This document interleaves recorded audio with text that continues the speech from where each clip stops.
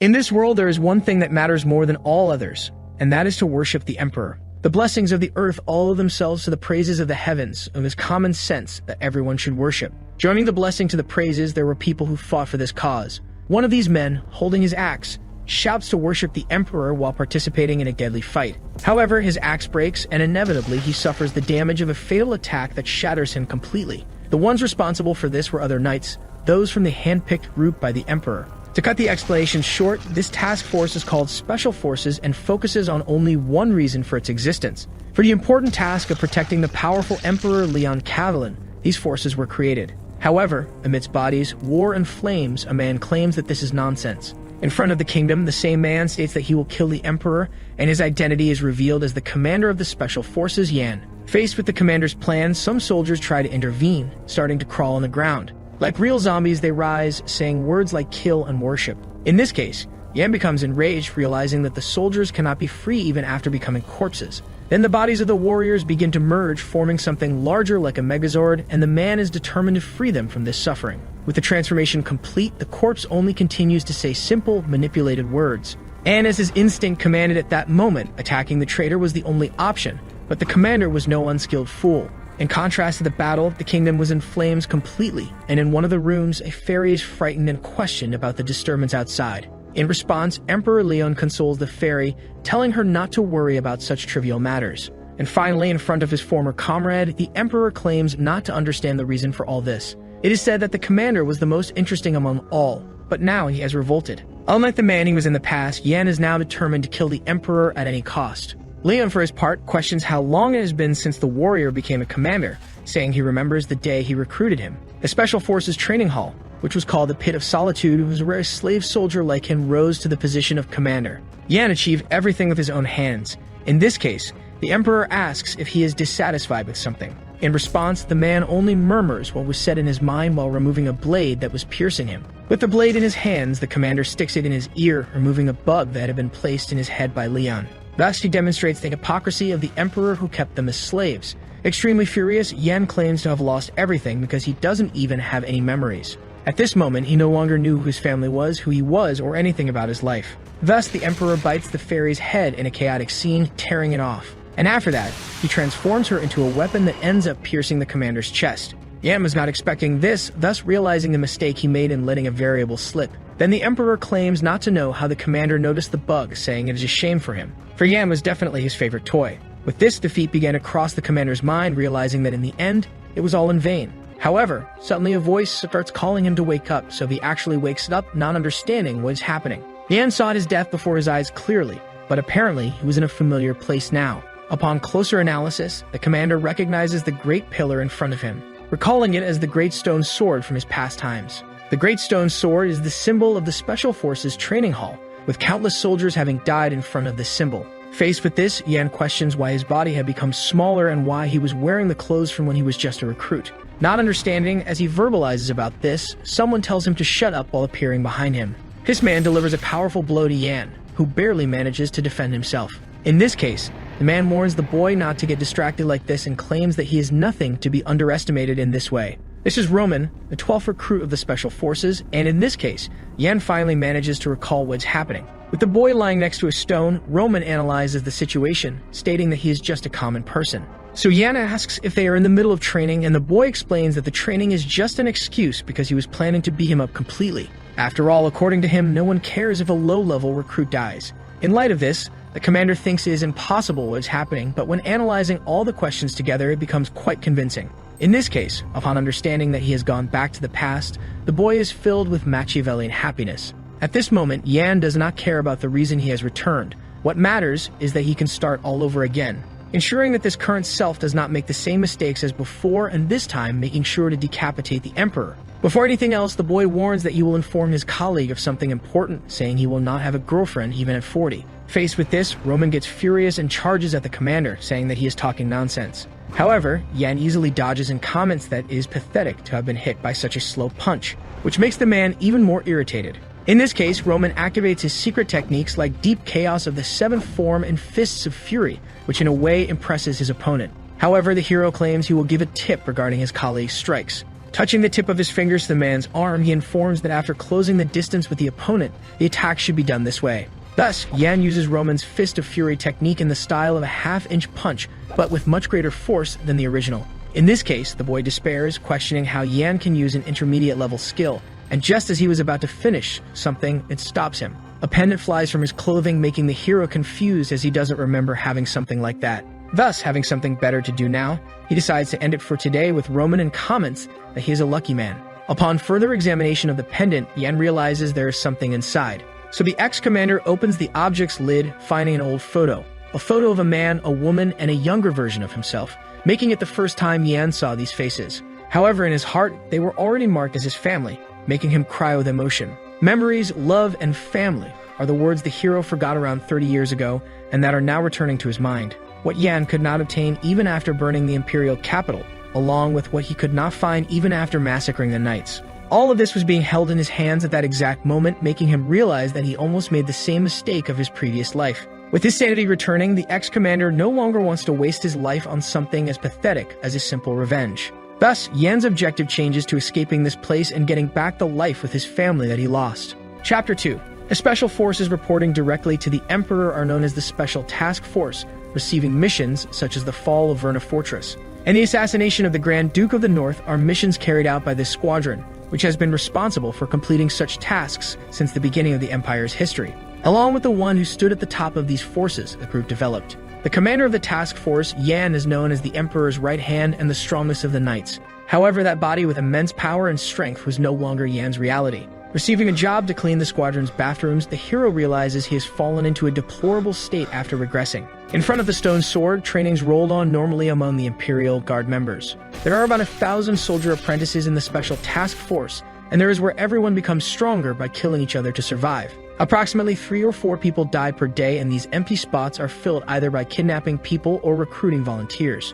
The training location is the Dragon's Cave to the northwest of the Ranges Mountains, and this place is said to be a labyrinth. Soldier apprentices always receive a number to identify them. The numbers are assigned based on the soldier apprentice's skills, and they can rise in rank through tests and competitions. Additionally, there is a pyramid system where the treatment received changes depending on how high their number is, and this is used to keep the apprentices under control. Under such a system, it is difficult for soldier apprentices with a ranking below 900 to survive, as they can be easily replaced after their death. Normally, they are only used as labor or to help other people train, which is currently the case for the protagonist. In fact, he is lucky to be used as labor at the moment. Suddenly, someone bumps into him, causing the boxes he was carrying to fall to the ground. At that moment, Yan asked if this person didn't have eyes to see where they were going. However, in a pyramid like this, there was a soldier apprentice who stayed at the top among everyone. The one who bumped into the hero was one of these high-ranking soldier apprentices and a successor of the Empire's nobles. In the name of their loyalty to the Empire, to continue their family line, and to keep the other families under control. These are the reasons why the nobles would join the Special Task Force, and while they were there, the center would make their lives more comfortable. Moreover, unlike the others, parasites are not implanted in them since they are already prisoners through the privilege of nobility. It is said that high-ranking soldier apprentices, by maintaining their positions, receive numerous privileges and benefits. And among these soldier apprentices, Lorena Beowulf, Cruel Dwight, and Kasia Everain are always in the top 3. In this case, the high-ranking boy questioned his colleague about why she apologized to such trash. After the hero realizes that this will be a problem, Cruel continues saying that they do not have the same status, and that a commoner should never dare to address them. That said, the noble observes that the protagonist's apprentice number is 974, the lowest of all, and in this case, he mocks the situation, making the hero harbor a strong rage. However, knowing his place in the hierarchy, Yan lowers his head, stating that he should have paid more attention to who he was talking to and apologizes. Nonetheless, he still receives a cut on his cheek from Cruel, who explains that apologies are things common humans do. And this, according to him, is not the hero's case, who should beg and kneel for mercy. Faced with all that disrespect, the protagonist holds himself back a lot not to lose control, and the boy continues with the provocations. Cruel comments that the boy seems so surprised that he can't even speak, and meanwhile, Lorena hurried to pick up the dropped box to end the conflict. In the end, Cruel leaves, advising that the hero should start being more careful, and the girl, in turn, apologizes for the inconvenience. That said, Yan thinks it's good that they stay satisfied with their rankings as they have been, because the more they do, the more advantage he has. Back to work, the hero continues to carry those boxes around the entire castle. However, along the way, something catches his attention, making him stop for a moment. A few steps ahead of him, a strong killing intent is felt, as if someone were waiting to ambush the hero. From the boy's point of view, this might be something premeditated by Roman, but the killing intent doesn't seem the same. In this case, the protagonist decides to feign ignorance and approach as usual. As he passes by the location trying to seem like a normal person, someone reveals themselves, saying they have been waiting for the boy. This person is Lorena Beowulf, who greets Soldier Apprentice 974. In the history of the Imperial Knights, one of the top criminals they failed to capture was the Blue Iron Arm Galder. He committed his first murder at 11 years old and formed a group of thieves at 20, attacking 23 villages and 17 guilds. It is said that those arms can block even orichalcum, and they represent a symbol of fear. However, one day, Lorena Beowulf tore off one of this monster's arms and dragged him across the ground as if it were nothing. The phrase she uttered about capturing Galder amidst that scene was enough to make her part of the Imperial Knights. Lorena belongs to the Beowulf family, one of the 4 major noble families that command the northwestern snowy mountains. The family's knights say she has the potential to become the continent's strongest swordsman. Since childhood, she was called the Young Holy Sword, and she lived up to her nickname. Thus, she's considered the most complete and powerful product of the Beowulf family. In this case, the hero claims to be nobody, commenting that the girl is probably addressing the wrong person. In such a case, she states that she will ask differently now, and the protagonist thinks that she is the type of person he doesn't want to get involved with. Thus, Lorena asks Soldier Apprentice number 974 about his goal, questioning the reason why he is hiding his true strength, and in light of this, Yan understands that if she becomes an enemy, he must eliminate her first. Trying to smooth over the situation, the boy claims to have no idea what she is talking about. Then the girl reveals that she saw Yan's training at the Great Sword. Initially, she thought it was a simple duel between 2 low-ranking soldier apprentices. However, she soon doubted her own eyes in the face of that spectacle. Having seen a half-inch punch that was entirely out of the league compared to the rest, Lorena questioned why an apprentice would know such a skill. In this situation, the hero realizes he made a mistake but continues to deny all the girl's claims. Then the girl apparently accepts the possibility of probably being mistaken, which makes the protagonist somewhat suspicious. Thus, the two prepare for a handshake of reconciliation. However, when Yan extended his hand, the girl redirected the movement into an attack. In light of this, the hero understands it to be a half-inch punch used to test him. However, an emotional attack like this is not something he can avoid given the situation. So to avoid raising more suspicions, he accepts the blow graciously, taking a powerful punch to the face. And so he fell to the ground, groaning in pain, questioning what he had done wrong. The girl, in turn, expected the boy to block her attack. However, he reiterated that he was not the person Lorena was looking for. Realizing her mistake, she apologizes, and the hero believes the best thing to do is act like a commoner who was unjustly beaten by a noble, making her feel guilty. Because with her personality, she probably won't suspect anything. To make up for her mistake, Lorena offers to help the boy with the boxes, helping to carry them to the final imposed destination. Along the way, the girl asks the protagonist to speak informally with her since they are both soldier apprentices, which Yan finds strange. Then the girl explains that she does not find it honorable for a high-ranking soldier apprentice to treat low-level soldiers like slaves. And she states that when she becomes the lord of a territory, she intends to protect the rights of the slaves there. All this talk makes the hero uncomfortable, but finally they reach the final destination and Yan ends up thanking her. However, before leaving, the girl comments that she hopes she's wrong about something, which puts the protagonist on alert again. Turning around, Lorena questions whether the boy saw her attack because at that moment, his eyes were following her hand. Thus, with a serious and intimidating expression, she hopes she is wrong about that too. Then she finally leaves, but not before warning that she will see Soldier 974 again. Yan, in turn, admires the girl's cleverness, understanding that there will be no way to get her off his back. In this case, the hero wonders if it would be advantageous to kill her now. At this moment, the protagonist could easily kill her, but if he does, it will make the entire Beowulf family his enemy. Inevitably, the boy would be a fool to decide to create a feud with the whole family just because of a personal grudge. Therefore, Yan first thinks he should focus on escaping, and in a bathroom, he affirms being sure that the place was there. Even though there were deserters when the boy was the task force commander, most of them were not able to escape the training center. However, one deserter managed to escape, being caught only in the forest surrounding the place. During the soldier's torture, Yan gently asked how he escaped, and he answered because of the gentle way he was asked. The third area, in the 5th cubicle, there was an abandoned bathroom. Then, beyond just a wall, the protagonist finally finds the place. After breaking the wall of the 5th cubicle and digging deep into the wall, an exit can be found. After breaking that wall, the exit was finally found. However, the hole is still small, needing more digging. Thus, the protagonist is filled with happiness and hope for being able to get out of there. In his mind, he already knows he will be able to escape the repugnant special task force and regain his freedom. Later, at nightfall, a guard passes by the cells, checking the presence of all the soldiers. Number 971 is dead, and 972 along with 973 are there. However, number 974 seems very quiet. Then the soldier questions why the soldier is not responding. Believing the worst had happened, he approaches and the hero finally answers the roll call. Standing right there, the guard gets irritated, ordering the boy to respond faster next time. With everything in order, it's time to blow out the candles and go to sleep. Inside the cell, Yen thinks he has understood something after completing several missions. The more cautiously one moves, the greater the chances of success. The protagonist knows he will only have one chance to put his plan into action. Even if he succeeds in escaping, the pursuit squad will be after him, bringing many problems. Therefore, if he fails, his fate will be to be made an example for the remaining apprentices. In this case, the hero needs a wild card that can become an unexpected variable, but at the moment, he doesn't know if this can be done with his current body. Having no other choice, he begins to practice Black Dragon Breathing, a mana circulation technique known only to the Special Forces commanders. At this moment, the hero only has the knowledge of the technique, but his body cannot keep up, needing to reduce the load on his core and create an energy one.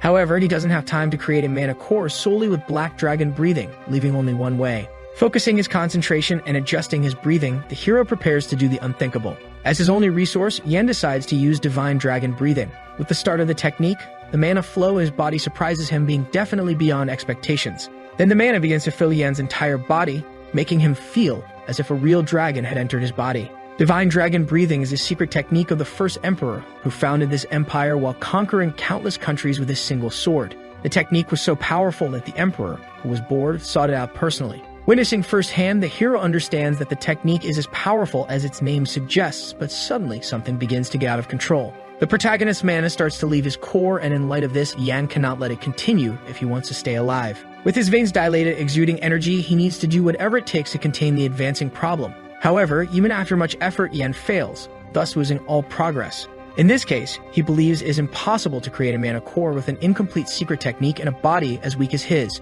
One day, the Emperor taught the hero this technique, but he didn't know if the Emperor was being eccentric or testing him. Because the sent scroll only contained instructions on how to absorb mana, but no instructions on how to compress it. Although the protagonist knows where the other scroll of the secret technique is, he first needs to focus on escaping before anything else starts. The next day, some people comment that they heard those gathered there will be released. This information quickly spread, causing many soldiers to feel hope and surprise. However, the hero knew that such a thing would never happen, being just a ridiculous dream. Based on what he remembers, today is the day that person will come, and in this case, Yen understands that he needs to stay out of sight at all costs. However, to ruin his plans, Roman shouts around the area asking where his comrade is, forcing him to hide. Unexpectedly, the instructor appears, and the soldiers ask if the information that they can return home is really true. The instructor in turn yells for everyone to shut up, calling them worms. This shout echoes throughout the place, making everyone feel sick, as it is an echo of aura voice, something unthinkable to use on apprentices. Aura voice echo is a technique in which mana is mixed into the voice, causing some of the weaker soldiers to succumb. Thus, the instructor addresses everyone as trash who have no talent or status, and the hero is disappointed to have to encounter this lunatic again. After this, the Special Tactical Training Center instructor Damien questions if there is any reason for the soldiers to remain alive. After using the aura voice echo, one of the higher-ranking soldiers goes around collecting the body of the apprentice who couldn't withstand the pressure and died. Thus, he orders everyone to resolve this immediately and asks the soldiers to act quickly because the head instructor is watching. This puts the hero on high alert, as low-ranked soldier apprentices are just toys for a head instructor. If the hero irritates him, he might end up seeing his bad side before escaping and could even lose his life. Without further ado, the instructor states it is a pleasure to meet his beloved apprentices and asserts that everyone there is trash with the worst talents in society. Honestly, he states that if he could, he would kill them all. However, they are told not to worry because the Emperor, who is even greater than the heavens, will give the soldiers a chance. The chance to be selected to participate in a mercenary project. It is said that this project is to select members to protect the Emperor, the Dragon of the Empire, and the chosen ones will have the honor of becoming dragon warriors. However, the hero knows that the reality is different, as they will brainwash the soldiers through an insect inserted into their brains. And the true objective of this project is to create puppets for the Emperor to control. To create people who can't even kill themselves without the Emperor's order. Thus, the instructor venerates the grandeur of his majesty and commands everyone to be grateful for his great mercy. Amid the applause, he praises that their reaction is better than that of the higher-ranking soldier apprentices. Yan, in turn, understands that he needs to be as discreet as possible. However, suddenly one of the soldiers raises his hand, saying he has a request. This is Roman, who asks if being a dragon warrior is really that good. Furthermore, he questions if by participating in such a project, you will have the chance to smash the instructor's mocking face. In response to this affront, he is struck by a light shot to his chest that pierces him. What was presented now was the art of snapping fingers, witnessed firsthand on the boy's body. After this, the instructor asks if he is okay because he thought he was very strong since he was talking nonsense with such confidence. However, it was clear that the man was just a simple insect, and at this moment, several soldiers gathered around their comrade to check the situation. From a distance, Yen understands that the boy will probably stop bleeding, but is very dangerous to help now. Unexpectedly, Roman gets up after receiving the commander's attack, questioning what he said. Regarding being called an insect, the boy asks what the people who gathered the insects would be. To survive in the filthy villages, they did all kinds of work and endured all kinds of humiliation, all because their lives could only continue if they did so. In this case, the emperor or the dragon warriors are not important things. Finally, the boy states that they should protect their so important emperor on their own. And after witnessing the speech, Damien believes that this insect is quite persistent. The instructor compares the boy to a cockroach and comments that he heard that cockroaches survive even when their heads are cut off. Thus, he prepares an attack while wondering if Roman is like them. The crystal mole is a wild rat found deep underground in the mountains, being very notable despite its cute appearance. It is naturally known for the fact that when its crystal comes into contact with something, it starts to glow and eventually explodes. At this exact moment, this happens with the mole ending up blocking the launch blow, making Damien wonder where it came from. With the boy having fainted again, the soldiers gather to move him to another place quickly. Then the hero thinks it was a waste to throw away a crystal mole like that. This animal was previously found in the abandoned bathroom, so the boy brought it with him in case he needed it. However, he never imagined he would use it so soon. Fortunately, the commander did not notice his plans, because if he does, everything until now will have been in vain. And at this moment, silence reigns in the place, making Yan's anxiety throb. Apparently, Damien does not notice the hero's interference, only praising the boy's resilience. Thus, he dismisses everyone and leaves, giving our hero a bit of relief. Finally, the protagonist thinks that his comrade is an idiot for acting so unprepared. Later, inside the castle, after descending a staircase, the instructor recalls the events of the entire day. Then, in the light of everything, he thinks he found a very interesting toy. In Area 3, in the abandoned bathroom, our hero continues to dig that hole that will allow his future escape. This is the third day he has been doing this, but this time he made a mistake. Recruit soldier number 974 on his third day of preparation forgot to bring his mask. Digging a tunnel while maintaining stability with wooden boards and repeating this has been the routine for the last 3 days. Since the hero can see well in the dark by enhancing his vision with mana, he has no problems even if the tunnel is dark. It is a fact that no one has passed through this place in the last 3 days because this place is an abandoned building that does not even appear on the map. Given all this, the protagonist believes he is progressing faster than he thought. However, he gets something strange with his knife, generating a bright light that emits an imminent danger. Moments later, the roll column on the soldiers happens again, and the next on the list is number 974. Fortunately, the administrator finds the soldier present, but he smells something suspicious coming from him. In this case, he questions what the apprentice is hiding and orders him to remove his hood. Then the hero reveals that he accidentally broke one of the barrels while moving, causing waste to be thrown on his face. Upon hearing this, the inspector smells a strong stench of rot and promptly orders the soldier to leave. After some efforts to maintain cleanliness, the hero believes is enough to get rid of the smell and is happy that no one suspected him. Moreover, he did not expect to hit the drain pipe among so many things, and it was at the level of dragon waste. However, there is no reason to panic. After all, the plan is progressing without any problems. During his preparation time, the hero gathered a dagger, a rope, and other tools for his escape. Additionally, his body is also prepared to a certain extent. Some time ago, Yan really thought he would die due to the intense training he did in a short period of time. But since it showed good results, it was alright, leaving only one more thing to do. Suddenly, the hero hears a conversation between two superiors. They say they heard Gale had his tongue cut out for laughing in front of an instructor. In this case, they decide to stay hidden for a while, and one of them comments that the commander will soon step down from his post, which makes our hero happy. With the instructor commander not around, this is very important information. Thus, the protagonist cannot let such a good opportunity pass. Secretly again, the hero heads to Area 3 in the abandoned bathroom. Now it is finally time to finish the escape tunnel before returning. However, suddenly Yan hears footsteps coming towards him, revealing the presence of someone in the place. Thus, the hero wonders who discovered his plans, considering it might be Lorena's or the commander's doing. Fortunately, the person in the place was Roman. Given this, the boy asks why his comrade seems so disappointed. In this case, the protagonist states that if the boy is following him, he doesn't have time to deal with him, which makes Roman furious for being treated like a stalker. Changing the subject, the hero asks if it's okay to walk around with those wounds, and Roman assures him that these injuries are nothing to him.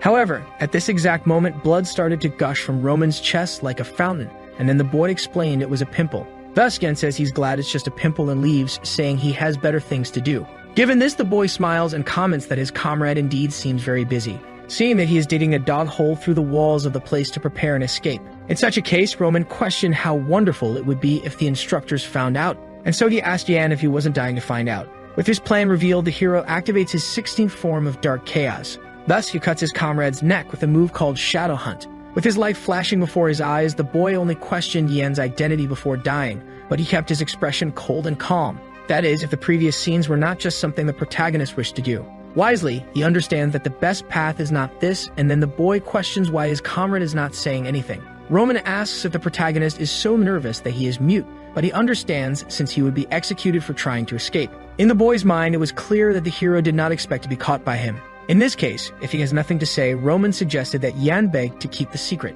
However, the hero questioned why he had to do that since the boy would not say anything anyway, which made him irritated and threatened to tell. Given this, Yan reiterates that his comrade will not tell because he hates the special forces more than he does. As shown earlier, Roman cannot hide his anger even if it might kill him.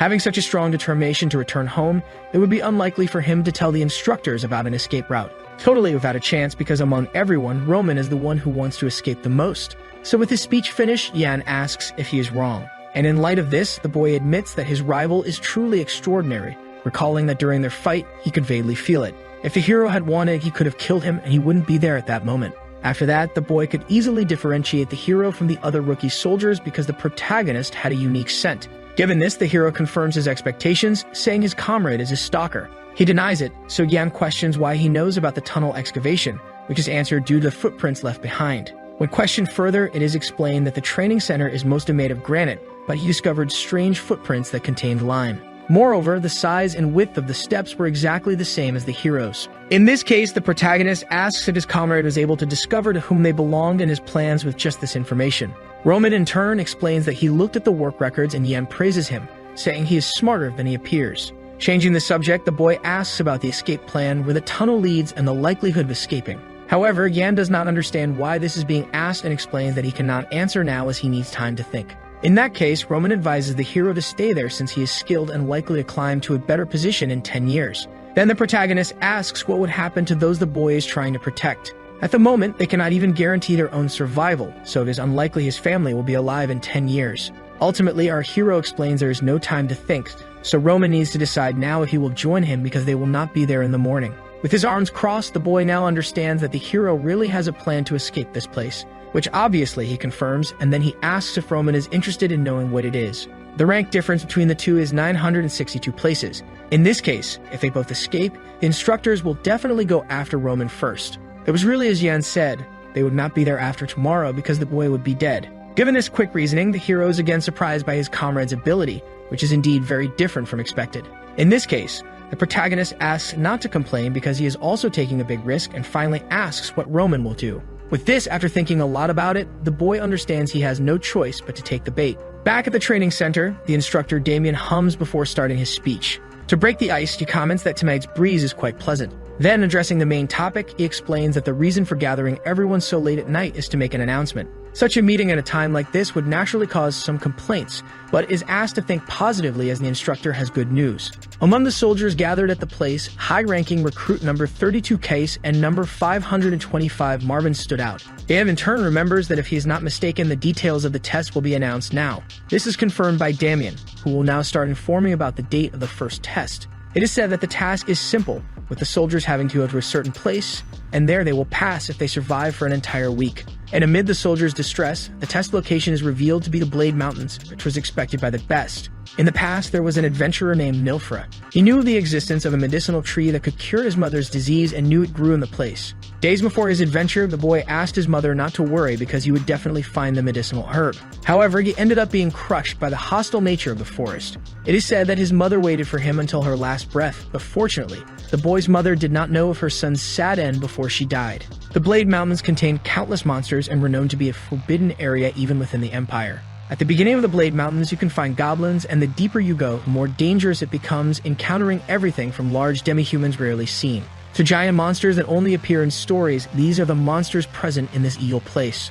Moreover, there were also monsters that the world did not yet know, monsters that even the world was still trying to discover.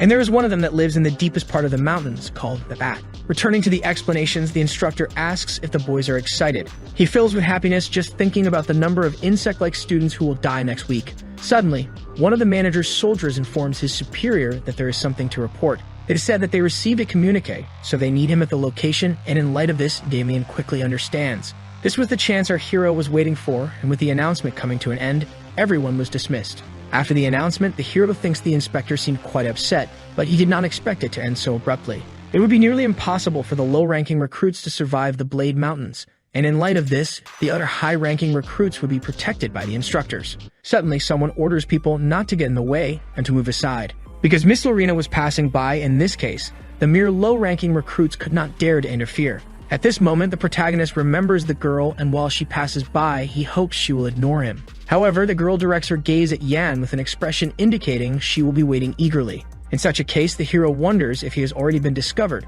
understanding that the situation is more complicated than he thought. But Yan believes there is probably no need to think about it now, especially since he will soon be leaving. Thus, the hero asks if Roman has prepared what he requested, which is confirmed by his comrade. In this case, the protagonist asks him to go to the Great Stone Sword to see how big it is before that. When questioned, Yan explains that it is because it will be the last time the boy will see it, since he already knows what the message the instructor received was. The message was probably a request for him to go to the palace to report on the situation of the first test to the Emperor before it begins. Despite hating to see anyone at the palace, he cannot go against an imperial order. With this, the great unknown variable in the hero's escape plan is gone. Finally, on this day at nightfall, the escape of the two boys from the training center will take place.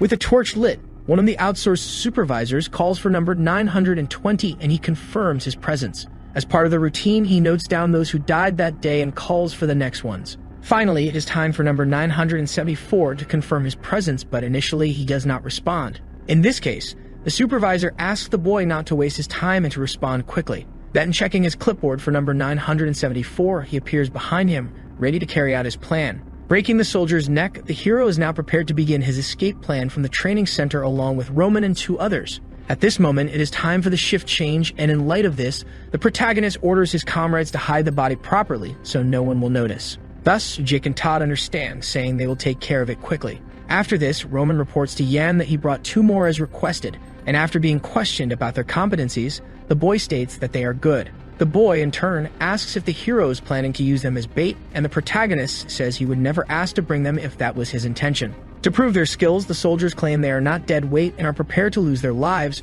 but the hero tells them to be quiet. So he asks his comrade to take a look at what is ahead because of this door that the hero needs more people. It is said that the protagonist cannot open it alone, thus needing the help of others. To go from the dormitories to the bathroom in the abandoned area, they will need to open these doors, but to do so, they need to step on two pressure plates and activate the external switches that control the doors. First, two of them will step on the pressure plates, and then the other two will go to the other side. Those who go will pull the switches and fix them in place. Then the two who stay behind will cross. Given this, Roman addresses Jake, asking if he is ready because as soon as the signal is given, they will step on the pressure plates simultaneously. After confirming he is ready, the signal is given, and the two step on the pressure plates, thus managing to open the door that will provide access to the escape. In this case, the hero asks Todd to come with him, and Roman asks how long they need to step on them, which is answered that they must hold until the signal is given. After some time, silence began to reign in the place, which made the boy start to suspect the hero's actions. Unexpectedly, the immense door suddenly starts to close, sealing the escape route.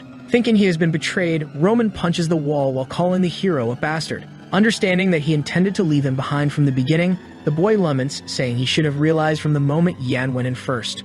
However, the protagonist's voice is heard by the boy, asking if he was worried. Ronan then recognizes Yan's voice, and slowly the door begins to open with the hero complaining that his comrade couldn't even wait. Covered in blood, he declares that he would never leave anyone behind. Faced with this, Roman asks what happened inside for the hero to be covered in blood and where Todd is. In response, the protagonist says that both are fine, having only been delayed due to an unforeseen event. Initially, Yan believed that feeding him food laced with a sedative would work, but it didn't, revealing the unforeseen event as a large wolf monster. Yan comments that it was more uncontrollable than he thought, which impressed the boy with his comrade's strength. After that, the escape proceeded as planned, and using the passage dug in the abandoned bathroom, they could see the outside area of the training center. At the peak of the hill, a noise suddenly begins to be heard.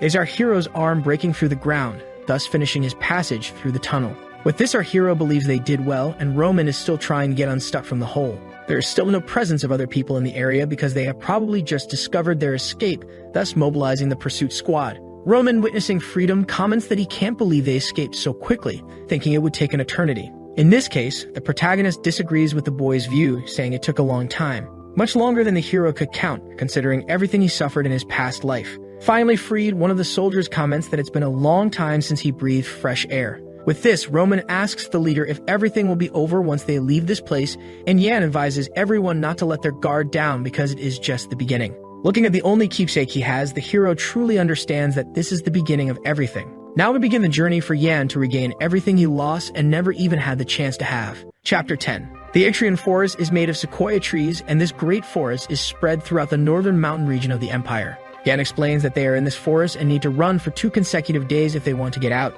so Roman questions if it wouldn't be better for them to hide there. Because as the sequoia trees are tall, it is a fact that they can hide among them.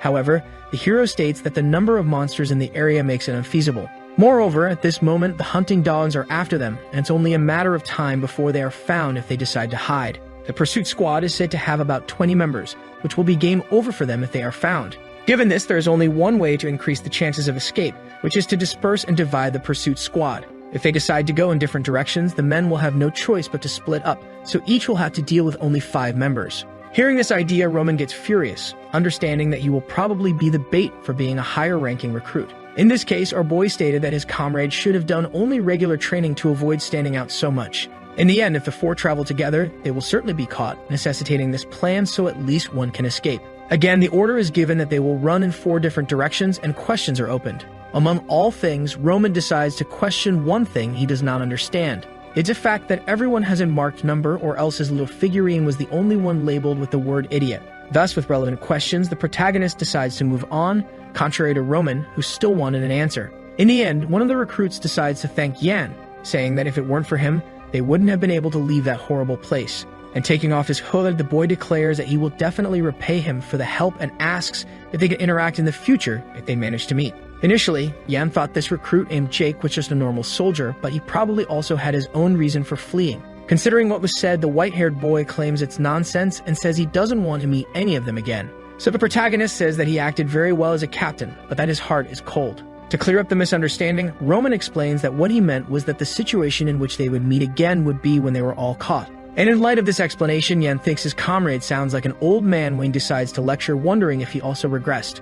Unfortunately, the protagonist states that Roman is right and that they will never meet again. Thus, with a strong wind, Yan begins to run at high speed to escape the area. Thinking his comrades must already be running with all their might, it's time for him to start making an effort too. Activating the divine dragon breathing, the art of mobility is initiated, awakening the wind steps ability. In this way, he shoots off like a flash, circling an entire tree and finally reaching its top. At the top of the tree, the hero has a peripheral view of the entire forest. After reflecting a bit, he understands that his body hinders him too much, making it difficult to even maintain the divine dragon breathing, although the technique itself is efficient. However, the hero should already be happy to compensate for this deficient body that doesn't even have mana flowing within it despite the strengthening techniques. But now the key question is how long his comrades will hold out, as the protagonist doesn't even know what he was expecting from those kids. Yan is the commander of the 5th Special Force, a man known for being the best in tracking, assassination, and espionage. So for now, he will see how good the special forces of his time are.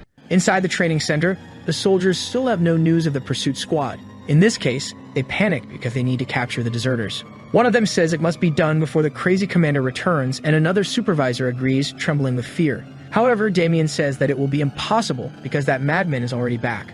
Thus, the supervisor who disrespected the commander starts to panic. The situation gradually becomes tenser, with the instructor casting a bloodthirsty look. However, he decides to relax, saying that things like this happen. And the soldier, in turn, begs 1,000 pardons, saying he was imprudent in his speech, but Damien comforts him, saying that people even curse the emperor. In this case, the instructor asks if this is the soldier managing the recruits' dormitories and comments that it must be difficult to find the runaway recruits. In response, the soldier assures his superior not to worry because the pursuit squad will capture them without problems. However, Damien questions the phrase "without problems." With a murderous expression, he asserts that there is already a problem. With his hands on the boy's shoulders, the commander instructor presses him to the ground, breaking both his legs in several places. The situation becomes horrifying, with blood spreading everywhere, and the instructor explains that the boy didn't know about the escape plan. He didn't even know they had dug an escape route or that the boys had stolen the necessary items to flee. In this context, the responsible soldier begs his superior for forgiveness, asking for another chance. However, Damien puts his foot on his head, questioning this chance. Given all the facts, Damien states that he will not give the boy anything. In his last breath, the soldier still begs for his life to be spared. But the instructor comments that he knows who the soldier works for, ignoring the pleas for mercy. After that massacre, Damien orders another soldier to call back all the pursuit squads that went outside. From now on, he will take command to deal with this personally. When questioned, the instructor says it's because he found an interesting person, and in this case, he is really looking forward to it. Chapter 11. In the Atrian Forest, things are currently quite chaotic. Team 3 of the Special Forces Pursuit Squad is searching for the runaway recruits. Amid the chase, their leader asked everyone to stop for a moment. With this, the leader was questioned about the reason for the stop and whether their tracks had disappeared. In this case, the leader denies it, informing them that the tracking is going smoothly. However, Team 3 leader Kelly asks her comrades if it doesn't seem abnormal that everything is progressing so well. Among the squad members, Jer comments that the target is just someone numbered 974, logically making the chase easy, and Andrea believes the leader is being paranoid. They tracked the footprints to the cliff and found more tracks there, indicating that the fugitives are simply in a hurry to escape. Jer then comments again that their leader is doubting everything and that's why he is alone. In light of this, Kelly gets angry and wonders if he is really exaggerating. However, those feelings of discomfort aren't going away and the fog started to rise. So the soldiers decided they should catch the target before he hides in the mist. Jer says it will be an easy mission because it's number 974, unlike the team responsible for number 12, but even so, Andre believes he's just another recruit. At this moment, Jer thinks his comrade is being too confident and asks what his number was during his recruit days. However, he is quickly lifted into a tree, disappearing from the area. Now only 2 members of the pursuit squad remain, and Andre is confused about the whereabouts of his friend. But before he can say anything, he meets the same fate as Jer, leaving only 1 member of the group. Kelly, in turn, turns his back, saying that his comrades are too noisy and that the fugitives would escape due to their chatter. However, paying closer attention to the scene, the leader notices that his 2 comrades simply disappeared. Without making any noise, the 2 vanished in an instant, so Kelly understands that it was his bad feeling. However, he still refuses to believe it because not even number 12 would be able to take down the instructors. In this case, it was unlikely that number 974 could do anything.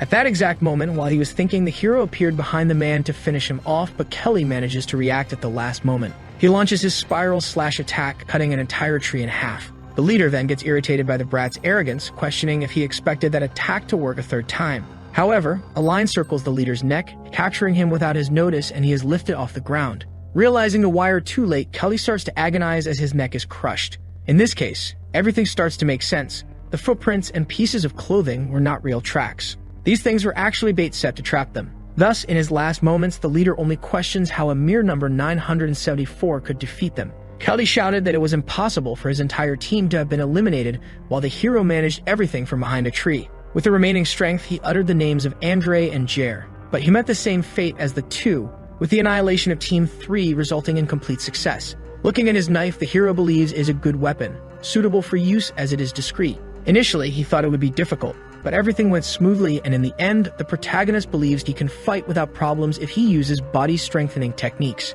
However, he first needs to leave the forest before the fog completely envelops it, so the hero spreads the blood of the pursuit squad throughout the area. It is a fact the hunting dogs will smell it and come there. In this case, the protagonist thinks it would be better if he could hide his scent. In his hand, he holds a moss plant that produces a poisonous fruit and contains leaves and flowers with a very strong smell. The hero's plan is to crush the leaves and spread them on himself, as even the hunting dogs hate this stench, making it erase his scent.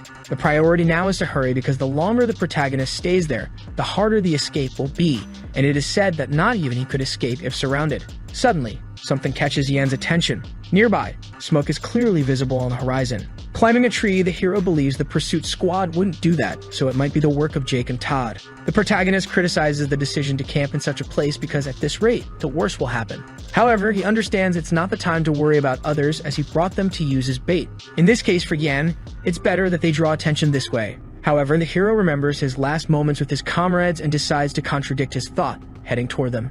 Yan thinks it's probably more advantageous for them to be alive now, and activating his mobility art, he believes he just needs to get rid of the tracks. Suddenly, chills begin to run down the hero's neck, and he can feel everything. The eyes of death, which he has witnessed many times on the battlefield. At this moment, the protagonist can sense that something is behind him, watching and preparing its claws. Chapter 12. After feeling that murderous intent behind him, the person responsible is pleased that the hero took the bait. It is said that as soon as he met him, he knew he was an interesting person, wondering if something interesting would be shown. Like the fluttering of the small butterfly's wings, in the end it can cause a hurricane. The one responsible for the murderous intent is Damien, who is pleased to be right in his judgment. The protagonist, in turn, wondered what brought the instructor there, and the instructor himself says it's a pleasure to meet recruit 974. Thus, our hero understands that things from now on have become extremely complicated. In the forest, clouds suddenly begin to gather, and a thunderstorm configures a strong thunderclap that causes a rumble in the area. In light of this, the instructor comments that it seems a huge storm is approaching. However, the hero still hasn't confirmed what was in front of him. Instructor Damien was supposed to have been dismissed and couldn't be there now. It is said that before he regressed, he definitely returned later than expected. There were even rumors that he almost got arrested after causing trouble at the palace. So the protagonist reaches a cruel conclusion. The future has changed.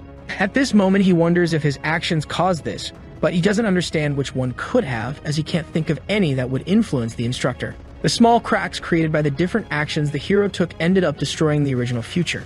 In this case, to break the ice, Damien asks what the apprentice will do this time, whether he will use a mole or a lightning rat. Inevitably, now the protagonist discovers that the instructor saw his action, and he explains that anyone would notice. However, he is still surprised that the boy acted in such a short time, thus praising his quick and impressive thinking. At first, the instructor was confused, but soon realized that initially he thought there were only worms there. However, among all those low-ranking apprentices, there was someone interesting hidden. Thus, the protagonist understands his mistake, regretting having interfered at that moment. He doesn't know how many changes he caused in the future, but this was certainly the worst possible scenario. However, Yan believes he's not sure because, although the instructor is known to him as one of the 3 continental swordsmen, this recognition only happens in the future.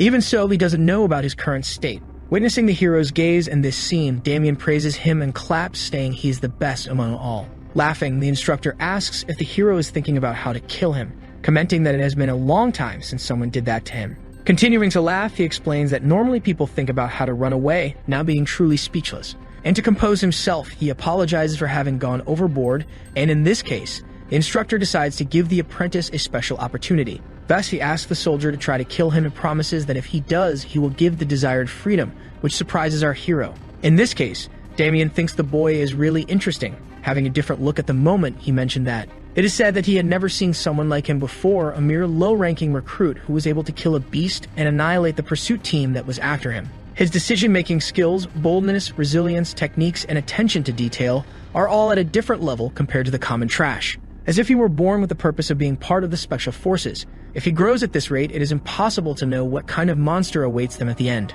So now the revelation of everything begins with Damien silently pleading for the student to show all his skills. However, contrary to what was expected, the hero kneels and cries out, asking the Lord to help him. An atmosphere of disappointment and confusion is created, and the instructor is completely bewildered. Chapter 13. Yan, in tears, questions if this is really the commander instructor and explains that he has poor vision, so he can't tell who the person is. He also says he had no intention of escaping but was dragged by the soldiers because they said they would kill him if he refused to follow them. However, they abandoned him and suddenly left alone. With this, the hero said he thought everything was over until he found an instructor. Damien, in turn, questions if what is being said is that he was dragged there by force, and the hero confirms. In explanation, Yan says that number 12 planned everything and that all he did was insult the instructor whenever he had the chance. Thus, Damien says he understands but thinks this is a really flimsy excuse. And with this said, the hero continues to cry non-stop while pleading with his lord. However, the instructor knew what he really wanted, showing a hidden weapon that the protagonist would use after making him lower his guard. With the boy's plan discovered, the instructor says it is disappointing that at that moment, a blade stealthily approaches his eyes. Damien narrowly managed to dodge and understood that the second projectile was launched at the same angle, making the first one a distraction. A physiological trick expecting him to dodge the first one. With the attack concluded, the protagonist is no longer seen by the instructor, who believes that escaping was the main plan. But it is said that this line of thinking is wrong, and unexpectedly, the hero appears behind Damien, saying that what he really wants is yet to come. The instructor is startled, not understanding when the student got there. But Yan doesn't give his opponent time to react, activating the deep shadow of the 15th form, the Shadow Elimination Slash. Unexpectedly, the hero retreats, realizing that his enemy dodged his attack. A black mist covered him to protect the instructor's body. So now, it is Damien's turn to attack. After much dodging, the protagonist manages not to be hit by the numerous shots launched. He thinks that the instructor is still chasing him and cannot get rid of him at this rate. In this case, holding his blade, the hero imbues it with a white light called Deep Shadow. Yam then activates his secret attack ingestion art, but due to the intense pressure, his dagger shatters into several pieces. Given the skills displayed, Damien decides to withdraw what he said about letting the apprentice go if he defeated him, because he couldn't let such an important toy go. A toy like this, the best among all.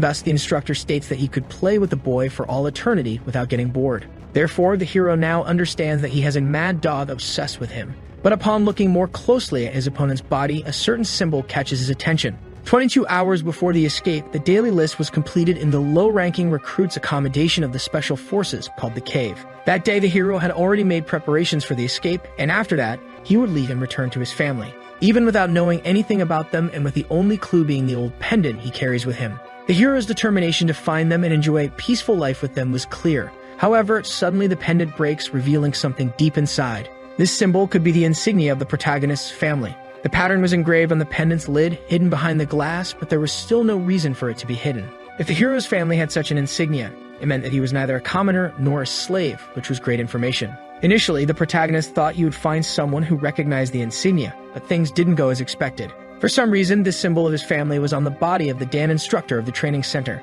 Chapter 14. Damien complaining about why his opponent stopped so suddenly, the hero understands that he found the insignia stamped in a totally unexpected place. In this case, he questions if his family is the same as the instructor's but believes it is not possible. At this moment, seeing that the student will do nothing, Damien decides to take the lead in the battle to finish him off. However, the protagonist, though deep in thought, is still paying attention to the battle, and before anything else, lands a kick on the man's face. Thus, he questions if he hit squarely, but the instructor easily defends and says that it was powerful, asking where he learned things like that. In response, the instructor believes he should show what he can do as well, thus activating the Deep Shadow Sword of Blade Suppression. Several blades rise from the ground to pierce the hero from below. However, Yan manages to defend himself despite having part of his clothes pierced. At this moment, the instructor acts as if he is playing with a doll, as the killing intent in these black blades is not the strongest. So the protagonist thinks that maybe he can escape when the instructor lowers his guard, but he will not be able to discover that insignia if he flees. It is a fact that if Yan is involved with her, a great rebellion is about to happen across the continent in the near future. This rebellion, known as the Armenia Revolt, will last for 10 years and countless nobles will be massacred, with the effects being substantial enough to threaten the life of the imperial family. However, even such a great rebellion was suppressed by the Emperor's sword, who, after executing all the people who instigated the rebellion and their families, burned them. It was said that the fire burned for 20 days, and thus this event was called the 20 Days of Twilight. The main suspect was the Emperor's illegitimate son, and there were many rumors about why he instigated the rebellion. There were several rumors about the reason for the rebellion, but no one knew the truth because all relevant records were erased. All those who remember him referred to him as the Continental Swordsman and instructor of the Special Forces Training Center. Damien says he can hear the hero drowning in thoughts even from afar, indicating that he is not focusing on the fight. The protagonist, in turn, thinks that if his family is directly related to him and the Armenia Revolt, his family could simply cease to exist. In this case, he must prevent that from happening at all costs, so Yan decides to stay in the Special Forces and become indispensable to the instructor.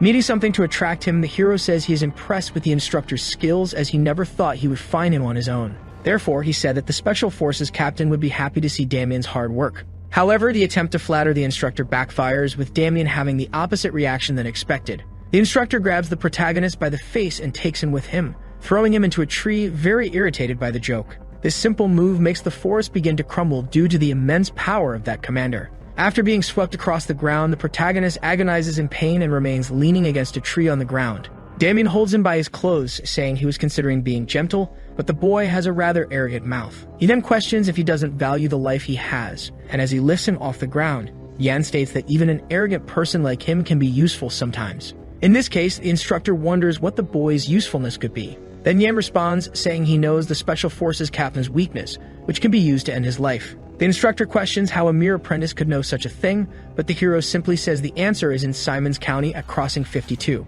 It is said that it is there where the instructor can find the Special Forces captain's weakness, leaving the commander incredulous. A few hours later, back at the Special Forces Training Center, as he walks through the corridors of the place, the instructor starts to get dressed, and he complains about his tight clothes, saying he never thought he would throw away his precious suit like that, but there was no avoiding it. Thus, an aide asks his lord what they should do with the 3 previously mentioned people, and Damien just orders them to be thrown back into the cave. The aide understands, but when the instructor is about to say something more, he is interrupted. A certain person at the top of the staircase says his comrade is acting as if he is busy. Finally, he meets the instructor and says that he actually has all the time in the world. But he questions the possibility that the commander instructor is just a lazybones, giving him the opportunity to respond. In light of this, Damien questions what brings the Special Forces captain, Rodrigo Meyer, there without any prior notice. This man is number one among all the soldiers and asks how the training center has been recently. The instructor in turn explains that it is running perfectly. The captain comments that it is different from what he heard. Damien retorts, saying that perhaps the captain has heard the rumors that the standards of the recruits are better than the actual squad members. However, Rodrigo denies this, saying it is absurd, and explains that he came to take a look because the quality of the members who came from the training center was horrible. Thus, the instructor counters again, saying that it's not their fault because the one to blame is the squad leader who can't manage his own members. In this case, the captain thanks him for the advice, saying he will take it into consideration. Despite the seemingly polite conversation, the tension between the two increased more and more, with the mana released into the air being capable of shaking the entire environment. Even the pillars are shaking due to the enormous pressure the two are emanating. The man in the hood thinks that the pressure is so intense that weaklings would immediately faint. Rodrigo then suddenly states that he didn't attend the Imperial family's morning meeting as he heard from the others. Damien replies, saying that he has more important matters to attend to than such unnecessary formalities, so Rodrigo asks what important things he is talking about. Rodrigo tells him that there is no such thing as more important than showing respect to the Emperor. He then states that he knows the reason he must have been acting so rudely. Damien wonders what it is since the captain is so sure of it. The captain says that he is acting rudely due to the certain blood that flows in him, which garnered an irritated reaction from him. Rodrigo also mentions that he heard that he missed the meeting due to escaped soldiers. Then he berates him for not being able to handle weak trainees. The captain then says that he will take care of it, to which Damien replies, saying that the captain must have been mistaken about something. Damien mysteriously states that there are no escaped soldiers as he walks away. Rodrigo doubts his statement and deems it impossible, but he responds, saying that his hearing must have gone dull due to his age. He explains that the soldiers simply went out to prepare a test. Then he asks the captain if he saw any insects, to which the captain asks what he meant. Damien menacingly says that he is trampling these insects in the training center until their death, but their numbers are endless, so it's getting troublesome. His words unsettled the captain, which left him speechless. Damien continues and says that he already found the insect's den and that he will be able to exterminate them all. He then bids goodbye to the captain as he gently walks out of the place. Once he left, he rambles to the hooded man that the indigestion he was experiencing went away once he saw the old man's shocked expression. He then changes the topic and asks if what the hooded man told him is all true, and if it isn't, then he should know the consequences. The man takes off his mask and assures him to not worry, and that he will know once he investigates it. Damien looks back in suspicion, but he does not say a word. The man is revealed to be Yan and tells him confidently that the information he has is all correct. After their discussion, Yan recalls his childhood where he lived in a place named Simon County at Street 52, which is an often neglected street. The houses there look dirty, as if it was exclusively for commoners. Outside a house somewhere, a boy shouts to get someone's attention.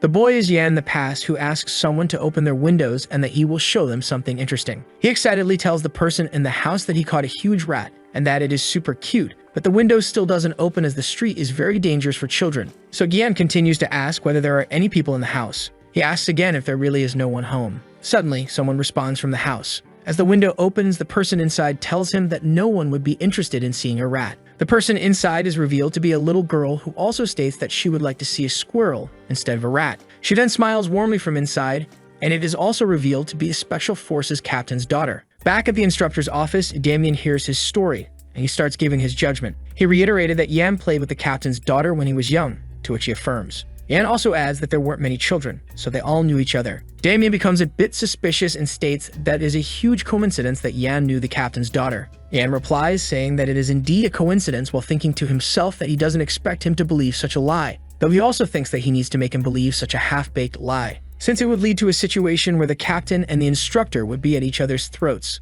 Although Damien has been searching everywhere for the captain's weakness, he still couldn't find it. Yan's proof of believing that he still hasn't found it is the instructor's face when he told him about the location. Damien asks if he did know the daughter's location, then why would he think that it's the captain's weakness? Yan explains that he heard it in person, to which Damien then asks him to elaborate. Back to the story, the girl tells Yan that she is leaving, so he asks why she would do so suddenly. She explains that there are a lot of bad people after her dad, so they are looking for her as a way to threaten him. And then a few days later, she was taken away by people in black clothes. Yan states that he only knew those men were special forces once he came to the training place and that her dad is the captain. Damien hears his story and acts unimpressed at first, but it then turns into a smile a few moments later. He then laughs loudly at how everything came together and states that if he really is friends with the captain's daughter, he was also able to find out his beef with the captain and capitalize on that. So he asks if such coincidences really happen. Yan tells him that the goddess of luck might be helping him. Suddenly, something flies toward Yan's direction, but he swiftly dodges. There was a pen that the instructor was holding which managed to pierce the wall. The instructor states that he doesn't believe such a coincidence. and that he is more inclined to think that he is the captain's spy since it makes more sense. Yan wipes off the blood from a slice on his face that the pen inflicted while looking intensely at the instructor. He then states that he understands why he might think that there couldn't be such coincidences, which made the instructor intrigued. Yan states that he collected every piece of the puzzle in order to survive such a hellhole, the memories from when he was younger, and the pieces about the captain and his daughter, then the hierarchy within the special forces and his beef with the captain. He states that he thought about how these puzzle pieces would benefit him, which allowed him to survive. Yan also explains that if he were a spy, there would be no merit in risking his life, and this information was for him to use in case his escape failed, so he kept it secret. The instructor finally starts to believe in his statement that is full of both lies and truths. Within the instructor's heart, you would have a balance of both believing and doubting his statement. But in order to lean the scales in his favor, he reveals another piece of information. Yan tells Damien that he knows where the captain's daughter went, which made him very intrigued. In order to make the instructor believe his statements,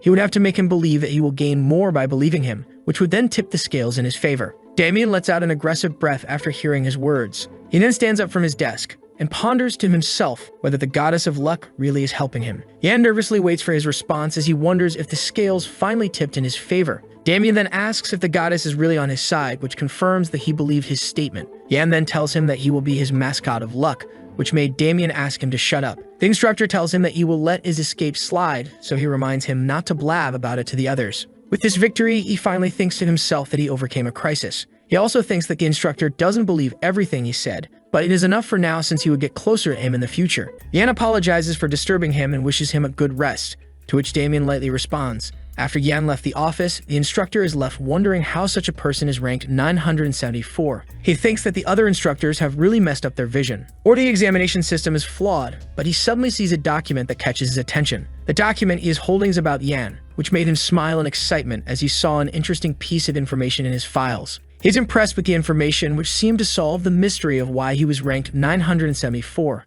A week then passes since the escape. At the Blade Mountain ranges of the demonic realm, the Special Forces first trainee soldier exam will now start. This place is a restricted area in the Empire, since this area is where all sorts of terrifying monsters roam around. It is an absolutely dangerous place. During the exam, a swamp goblin attacks the trainees with his run-down sword. A trainee then attacks the goblin with a sword, which manages to strike it straight in the face, which also sends the monster's head flying. The trainee that defeated the goblin is surrounded by other trainees for support. They then celebrate as they catch their breath, saying that the demonic realm is easier than expected. The cautious trainee asks them to calm down since there might be other monsters, to which they respond saying that they already killed all of the monsters within the vicinity. He then explains that they would pass once they get through a week in the demonic realm, so they can now relax at this rate. The cautious employee tells him once again to calm down, but now with a more serious expression, which prompted the excited trainee to apologize. He reminded his excited colleagues that there are other requirements to pass the exam, which is to kill monsters and gather their demonic crystals. So their scores would be determined by the amount of crystals they gather, which could allow them to climb higher than the 4 great families. The cautious trainee then orders them to cool their heads so they can now start killing monsters again. As he speaks to the trainees, a monster's hand approaches, which twisted the cautious trainee's head backward in an instant. His allies are terrified at what just happened and could only watch in horror as their comrade died. They then order the big monster to stay away as they wonder where such a big thing came from. The monster speaks incomprehensibly with his eyes out of focus. While playing with the dead trainee's corpse, the monster is a mutated ogre that conceals its presence with mana before approaching its prey. After playing with the corpse, the monster then throws the body away, then swiftly swipes his hand towards the trainees, which kills both of them in one attack. Their corpses are then sent flying all over the place. A magic orb allows the instructor to spectate the test in detail, which made them see such a gruesome scene. Damien laughs loudly as he sees the trainees get murdered brutally. He then announces that the first team of 30 members is now wiped out, so he reminds the trainees to be careful in the test since cleaning up bodies is troublesome. Damien tells them that 50 more trainees will be sent to the warp gate in 5 minutes, so as to not waste more time. The trainees reply in agreement to his words. Yan is with the trainees and thinks to himself that he is still getting dragged into the demonic realm. He then notices that the instructor looks pretty happy, which leads him to think that he has trusted troops to scout the location that told him about. Though there are traces of the daughter in that location, there is nothing but concrete left in it. Yan then believes that he needs to get outstanding scores in order to get closer to him. And to achieve that, he would need to improve his body since there is a limit to how much he can grow with an incomplete divine dragon's breathing technique. So now he thinks that being sent to the demon realm might not be so bad after all, since there are still 2 treasures hidden in the demon realm, which could allow him to grow his strength even faster. Suddenly, the instructor seems to be shouting at the platform about something unexpected. Yan wonders what it is since it is rare to see the instructor this surprised. They then kneel down on one knee and order the trainees to also pay their respects. Someone then suddenly walks for the platform, and it is revealed to be the future ruler of the Kavalan Empire. Yan recalls something from the past, which is that about 500 people will die due to the first test and that there are no other noteworthy events, meaning that the Crown Prince Leon did not appear in the past. Yan is distraught and looks fiercely at the Emperor while wondering why he was here. He could not have possibly forgotten him thanks to him murdering Yan. The Crown Prince then greets the trainees. Yan feels rage as he sees the face of the person that played with his life and the face that he saw right before he died. Due to his rage, he could not stop looking intently at the Emperor. The Crown Prince introduces himself as Leon Kavalan while standing gracefully in front of the trainees. They then pay their respects and bend on one knee after the introduction. But Yan is still burning with anger and is struggling to keep his temper. Prince Liam starts speaking and orders everyone to be at ease. He then fiercely proclaims that the trainees that want to get out of the place should raise their hands and that he will guarantee their safety if they do so. The Crown Prince continues and says that anyone who has been dragged against their will to this place will be given freedom. Yan is confused at what the Crown Prince is suddenly saying and stares blankly. He wonders how the Crown Prince has suddenly changed as he wasn't behaving so gracefully in the past. Yan then recalls a scene from his past where he is reporting to the Emperor about his special forces team successfully invading the enemy's territory. They are at the Emperor's residence, which is located at the capital Avalon, as Yan reports that the team successfully completed their objective. The Emperor praises him for the good work that he has done. Yan then tells the Emperor that he will be sending reinforcements quickly, which makes the Emperor question him. He explains saying that the team they sent is small, so it is impossible for them to make it back alive if they don't send reinforcements. Leon then states that he should instead leave them alone so that they can sacrifice themselves to kill more enemies, which Yan swiftly opposes, saying that they cannot simply abandon the soldiers that fought valiantly. The Emperor then states his reasoning and tells him that the world is like chess. There are different pieces, which are the slaves, citizens, knights, and nobles, and all of them exist for the sake of the Emperor. So for the sake of one king, hundreds and thousands of humans will be sacrificed to ensure his survival, which is the ideal world for him. The Emperor ably smiles, saying that there is no greater honor than to sacrifice their lives for his sake. As Yan recalls the scene, his face warps in anger at his despicability. The Crown Prince continues his speech, saying that the children of nobles have entered this place in order to attain power. He then orders them to return unless they want to face him when he ascends the throne. The trainees look at each other, questioning whether what he is saying is really true. While Yan is stuck thinking about what happened for Leon to act so kindly, Damien then tells the prince that the trainees are in shock after listening to his speech, to which the prince swiftly responds, saying that they should stop such an unethical project. The commander instructor explains that the special forces exist to protect the Empire and the Emperor, which triggers Leon. And he says that what he said is simply ridiculous. Since the Emperor exists for the people, and he questions the purpose of the crown, its only purpose is to drive the people into life or death situations. He then confidently states that there is no meaning to having such a crown and that he opposes that kind of thinking. Leon tells him that such evil practices should be gotten rid of, to which Damien opposes, saying that the Emperor already approved it, which makes it completely legal. The Crown Prince then questions its legitimacy. He then asks the trainees if anyone has volunteered for the test. Otherwise, he shall stand down. The trainees murmur, saying that there shouldn't be anyone who would volunteer for such an exam. Leon then shows Damien that no one has stood up, which quickly irritates him due to the prince's idealism. But suddenly, one trainee stands up and calls the Crown Prince. It is Yan, and he confidently introduces himself and states his number. Then he tells the prince that he would like to volunteer for the exam. Leon thinks for a bit and realizes that his number 974 sounds familiar. The Crown Prince then asks him why he would not like to get out of the special forces since they are treated badly,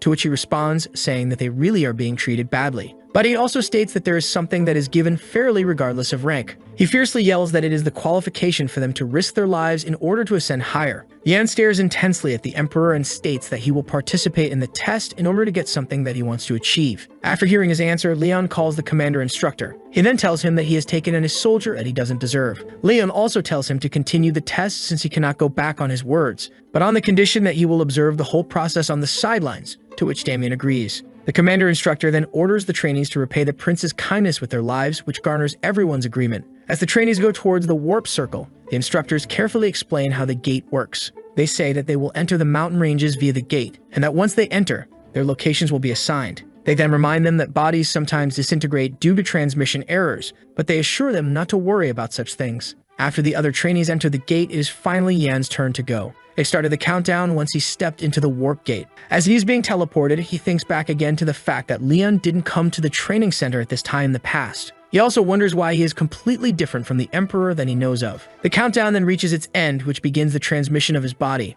As his body is being transmitted, he wonders what happened to the Crown Prince. Moments later, he is finally transported into the demon realm. The transportation is a success, seeing that he is slowly being integrated into the place. Yan checks all his limbs for good measure and finds that it's all intact, so now he is ready to go. He complains that he is teleported to a place where no one is around, but he quickly moves on and decides to search for a weapon. But he stops in his tracks after noticing a certain smell. He is at the Valley of Wind in the Blade Mountain ranges, and he remembers the smell of the valley, which is a mix of demonic energy and sulfur. Not long after, he also hears something from behind. It is a monster, and it swiftly attacks from Yan's back. In another area inside the demon realm, a cockatoo griffin is rampaging all over the place. The scared trainees are trying to run away since they might get single-handedly taken out by the griffin. A scream is let out by the griffin, which is quickly stopped by someone as they slice its face straight in half. The one that attacked is none other than Lorena, who used the 15th form of the Dark Soul Arts. As she attacked, her eyes remained calm and her gaze as cold as ice. The other trainees thanked her for helping them afterwards,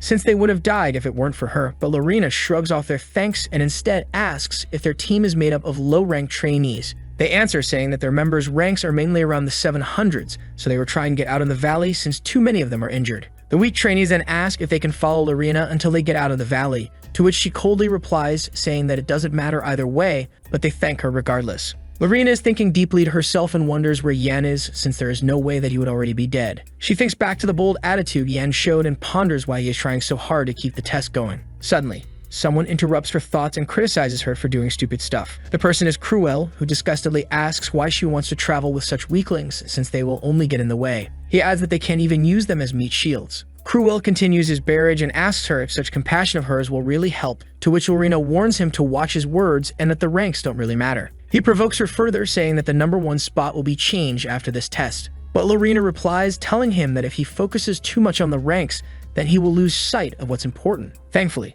someone interrupts their heated conversation, which turns out to be Kasia. She then calls Cruel short-sighted and explains that there is no need for them to compete with each other even if the test is individually graded. Cruel asks if she is also traveling with the weaklings, to which Kasia answers, saying that she promised to help all of them pass and that the bigger the group, the better. She also adds, saying that the nobles should lead the commoners. Cruel mocks her words and laughs a bit. He asks her if such a traitorous bloodline could be considered an ability, which darkened her expression immediately. Cruella continues mocking her desire to lead commoners and asks her to recall what the Everine family did while leading the commanders. He then reminds her to be careful since it would be a waste for the last surviving member of the Everine family to go to the gallows. Kasia manages to regain her composure and retain her smile. She thanks him for his concern and admits that she was too focused on restoring her family's honor, but she also says that she is envious of Cruel at times like these, since he has his 2 older brothers taking charge of the Dwight family so he can live however he likes, which makes Cruel snap. He then goes to attack her but is quickly stopped. His hand was about to reach Kasia's neck, but Lorena managed to stop it in time. He curses at her as his hand shakes in rage.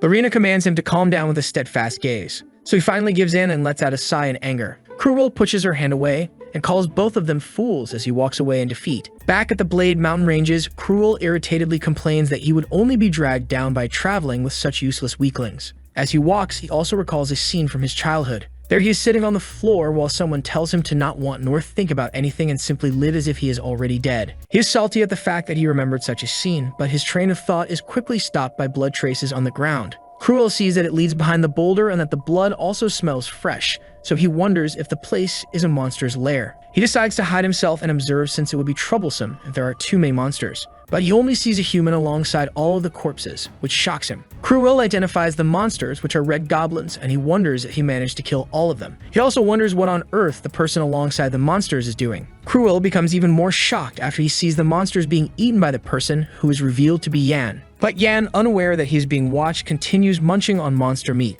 Back before Cruel finds him eating monsters, Yan is thinking about the 2 important items that can be found in the Blade Mountain ranges, so he must obtain them quickly in order to execute his plan. As he is wondering what item he should get first, he notices a monster coming from behind, which is a red goblin, and it tries to attack him with its claws. But Yan easily counters its attack and rips his heart out by using the 21st form of the Dark Soul Arts, named Draconic Flames. He then uses his attack to burn the monster. As the monster is engulfed by flames, it lets out a loud shriek until nothing is left but its heart. The loud noise attracts more red goblins who are starving for meat. Yan sees the horde of bloodthirsty red goblins, and he believes that he finally got lucky, since the bloodthirsty red goblins have what he is seeking. He leaps toward the goblins after seeing them march right onto him. As he is in the air, he casts a magical fire spell in his hand to cook all of the goblins. The goblins shout at Yan as they try to attack. Yan simply grits his teeth as he unleashes his powerful attack. What he's looking for inside the goblins are magic crystals, which are usually used as accessories or magic items. But one day, something happened which caused the value of magic crystals to rise astronomically.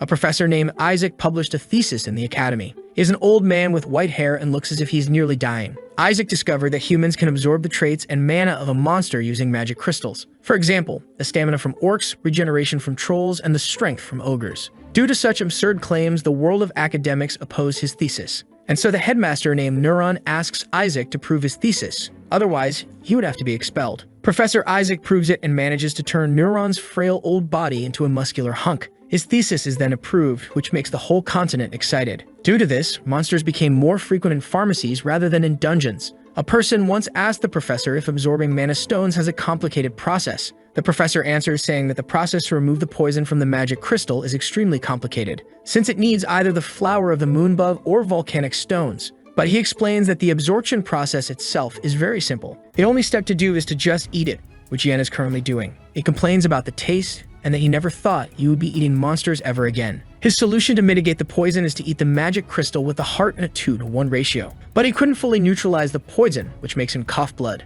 Since the poison of the magic crystal is destroying his insides, he must use the divine dragon's breathing in order to slowly eliminate the poison. He successfully neutralizes the poison, and he decides to take it slow to prevent himself from being poisoned again. But suddenly, Cruel strikes from behind and seemingly hits Yan. His face lightens up after seeing him fall, and he smashes into the ground right after. Cruel thinks that even if Yan surprised him back then, he is still no match for him. So now he will be taking the crystals. But he instantly realizes that Yan is gone and looks for him. Yan appears and tells him that hooligans like him are much more dangerous than monsters, to which Cruel ignores and asks how he managed to avoid his attack. Cruel continues and accuses him of being a barbarian that eats monsters. He adds that if he shows his sincerity, then he would spare his life. Yan asks how he is going to show his sincerity, and Cruel answers, saying that he should give him all the magic crystals he has gathered so far. He responds saying that he has no more magic crystals, but Cruel accuses him of lying. Cruel gets mad and says that he can easily kill him since no one else is present. Yan agrees with his statement and menacingly repeats his words, saying that there is no one else with them. Cruel thinks that he is finally agreeing with him and asks for the crystals,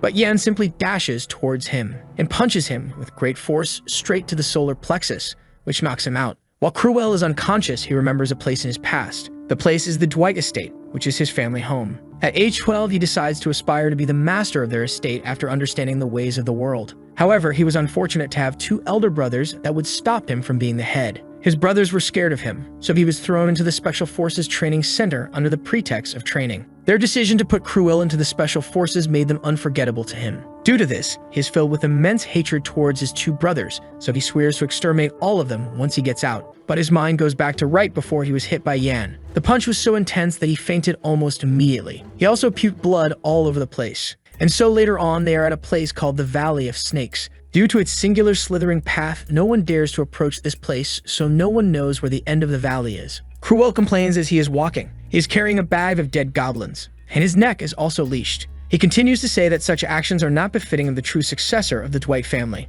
But Yan tells him to shut up and to move quickly, so he yanks the leash. He also says that he doesn't want him yapping about his family anymore. Yan mocks him and asks how long the young master of the Dwight family is going to continue whining for. Cruel complains, saying that he should also pull the goblins, but Yan replies, saying that it's punishment for attempting to kill him. So Cruel then asks why he is making him carry so many goblins, but Yan simply tells him to shut up and that it should be easy for him to carry since he uses mana. Cruel warns him that he can get punished by the Empire for making the noble do manual labor and also calls him a barbarian. As he continued yapping, a rock was thrown straight to his nose. He squirms in pain, so Yan mocks him by saying that he thought nobles didn't feel any pain. While he's on the ground, he wonders who Yan is. At first, he thought that he lost because he had let his guard down. But after getting back up and cursing at him, he still got hit. He gets back up again with tears in his eyes, which resulted in him getting hit repeatedly. Yan tells him that if he did something wrong, that he should apologize so he would get hit less. His words cause him to become silent and fill him with rage, thinking that once he recovers his mana, he could kill him. Yan detects his bloodlust, so he looks back enraged, saying that Cruel didn't listen to anything he said. So he offers to teach him a lesson again. Cruel's bloodlust slowly disappeared after hearing his words and makes an excuse to escape his punishment. Yan calls him out for his excuses and threatens to beat him up if he doesn't comply, to which Cruel agrees. As they both walk, Yan thinks that Cruel is a bit strange, since he detects a small trace of bloodlust from him, though it's heading in all directions. Yan recalls an ominous magic that uses the same kind of energy. Just like there is black magic that uses the power of darkness, there are also demonic martial arts that use the power of darkness. With this power, you can obtain strength quicker than any other martial arts at the cost of breaking down the user's mana over time, turning the users into madmen once they eventually become devoured by the ability. Which reminds him of Cruel's nickname in his last life, which is the Blood Star. He was notorious for committing evil deeds in order to succeed his family. Yan wonders if it's due to his martial arts, but he doubts it as well since he doesn't look like he learned it yet. Cruel requests that the leash should be taken off, though Yan refuses to do so since he might escape, but he replies saying that there is only one path, so it is impossible to do so. He also adds that he isn't an animal, and that it's weird to see two guys use a leash on each other. Cruel then asks Yan what the others would think if they get seen, which convinces him. So he proceeds to take off his leash immediately. Cruel tells him that it feels better to walk around without the leash, but Yan simply tells him that they have arrived and that his role is now done. So Cruel asks where they are right now. Yan almost replies, saying that it is the second treasure he needs but stops midway. And he simply tells Cruel that the place is where a real treasure is hidden. He also adds that it is a monster instead of a creature, to be precise. Cruel complains that he carried so many corpses just for them to dump them into the abyss. After Cruel throws the corpses, he asks if it is all done. But Yan ominously tells him that he will give him some advice as a reward for working hard. He tells him that he should run to the gate quickly without looking back. The reason he warned Cruel to run is because of the monster that lies deep in the abyss, whose eyes shine bright as it received the goblin corpses. Inside the abyss, there are scattered corpses of goblins. These corpses are all bloody and sliced up, and their blood was able to fill a magic circle engraved into the ground. After enough blood is supplied to the magic circle, it begins to activate. It then turns red as someone realizes that they have been disturbed. Its darkened face is lit up with fury as it tries to find the one who woke it from its slumber. It then lets out a very loud and creepy sound. Cruel hears the voice and asks Yan what he did. Yan tells him that the one who disturbed the monster was Cruel himself, and he adds that the monster is now coming. The monster then tells them to offer themselves to him. It then does something creepy as it seeks souls. Its bloodshot eye opens, looking enraged. Kasia and Lorena feel the monster's strong presence, and they confirm it with one another. Lorena tells her that an unimaginable evil mana is spreading throughout the area despite coming from the Snake Valley. Kasia doesn't know what to do since it is her first time encountering such a powerful existence. So she asks Lorena how strong the monster will be. But Lorena simply tells Kasia to change their plan, and that they will now head to the gate immediately, which makes Kasia ask why such a random change was made. Though Lorena simply announces to the trainees that they will now return to the gate as soon as possible and dispose of everything unnecessary. The other trainees agree immediately, but Kasia asks her why she is panicking so much. Lorena explains the monster's strength since Kasia was asking about it earlier. So Lorena tells her that its strength is on par with the Patriarch. Kasia couldn't believe what she just said, since the Patriarch's fighting abilities alone are always on par with the top 5 of the kingdom, and not only that, he is also the guardian god of the north. So Kasia asks her again if the Beowulf's Patriarch really is on par with the monster's mana, since if that were true, then the instructors also wouldn't be able to defeat such a monster. Meanwhile, at the instructor post, an instructor spots something flying around and points it out to the others, but his comrade simply tells him to stop slacking off. The monster then ominously states that something is not enough. Right after that, the instructors are killed in the blink of an eye. A trainee asks Roman what is happening in the test, but he shuts him up, saying that he should attack the monster first. They become surrounded by flames right after. The monster slowly becomes satisfied as it consumes more and more souls. Back at Lorena's party, everyone is making a run for the gate, but one person has his whole upper body cut off in an instant by the monster. Lorena tells the others to hang on, since the gates will be within reach right after passing the area ahead, but someone suddenly states that there is a voice he is hearing. The team then halts after hearing the voice and asks who it might be. It is a trainee who tells them that a voice in his head is asking him to offer his soul,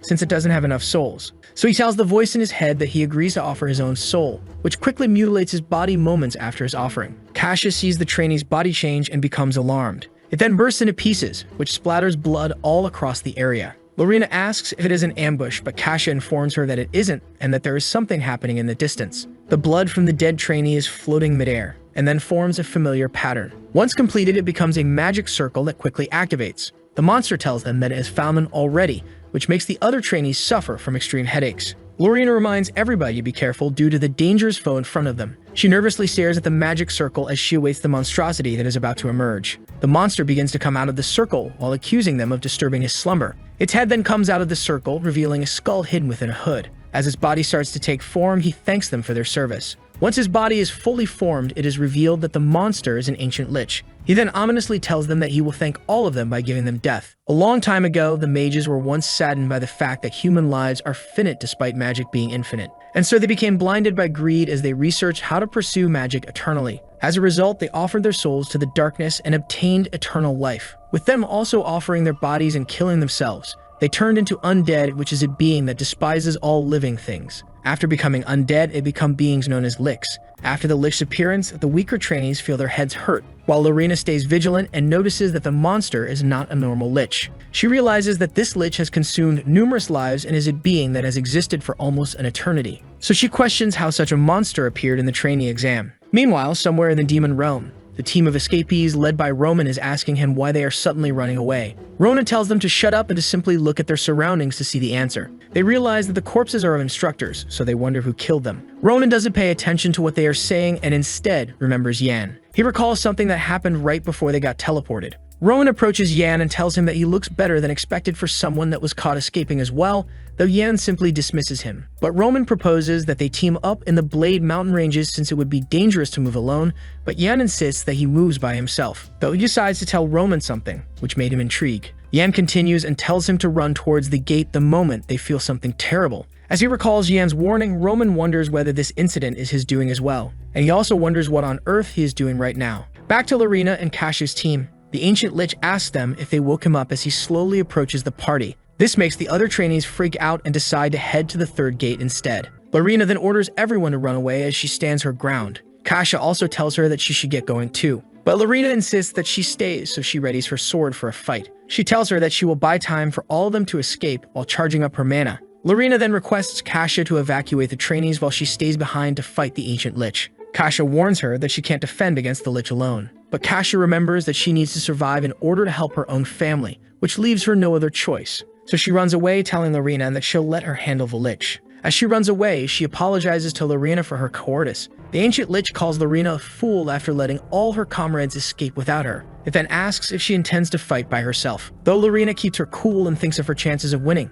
she has only 2 advantages in the fight against the ancient lich. The first is her blessed mithril sword that is strong against undead monsters. But suddenly she is interrupted by the ancient lich chanting words she doesn't understand. As the chant continues, several skulls with spines attached appear. It then forms a circle as the ancient lich completes the spell named Skull Magic Missile. The lich then launches the spell as it tells her to die. Skulls then come flying towards her direction at high speeds, so she gets moving in order to avoid the skull missiles. She uses the skill Wings of the Wind Swallow of the Dark Soul Mobility Arts to get past all of the skulls without a scratch. As more skulls head towards her, she unsheathes her sword to defend against the waves of skulls. After grabbing her sword, she throws it straight at the oncoming skulls, which brings out a blinding light once they collide. After the bright flash of light disappears, the lich is off guard, right in time for Lorena's surprise attack from behind. She slices the lich apart and manages to damage it significantly with one big slash. She reveals that her second advantage is that mages cannot cast both defense and attack magic at the same time.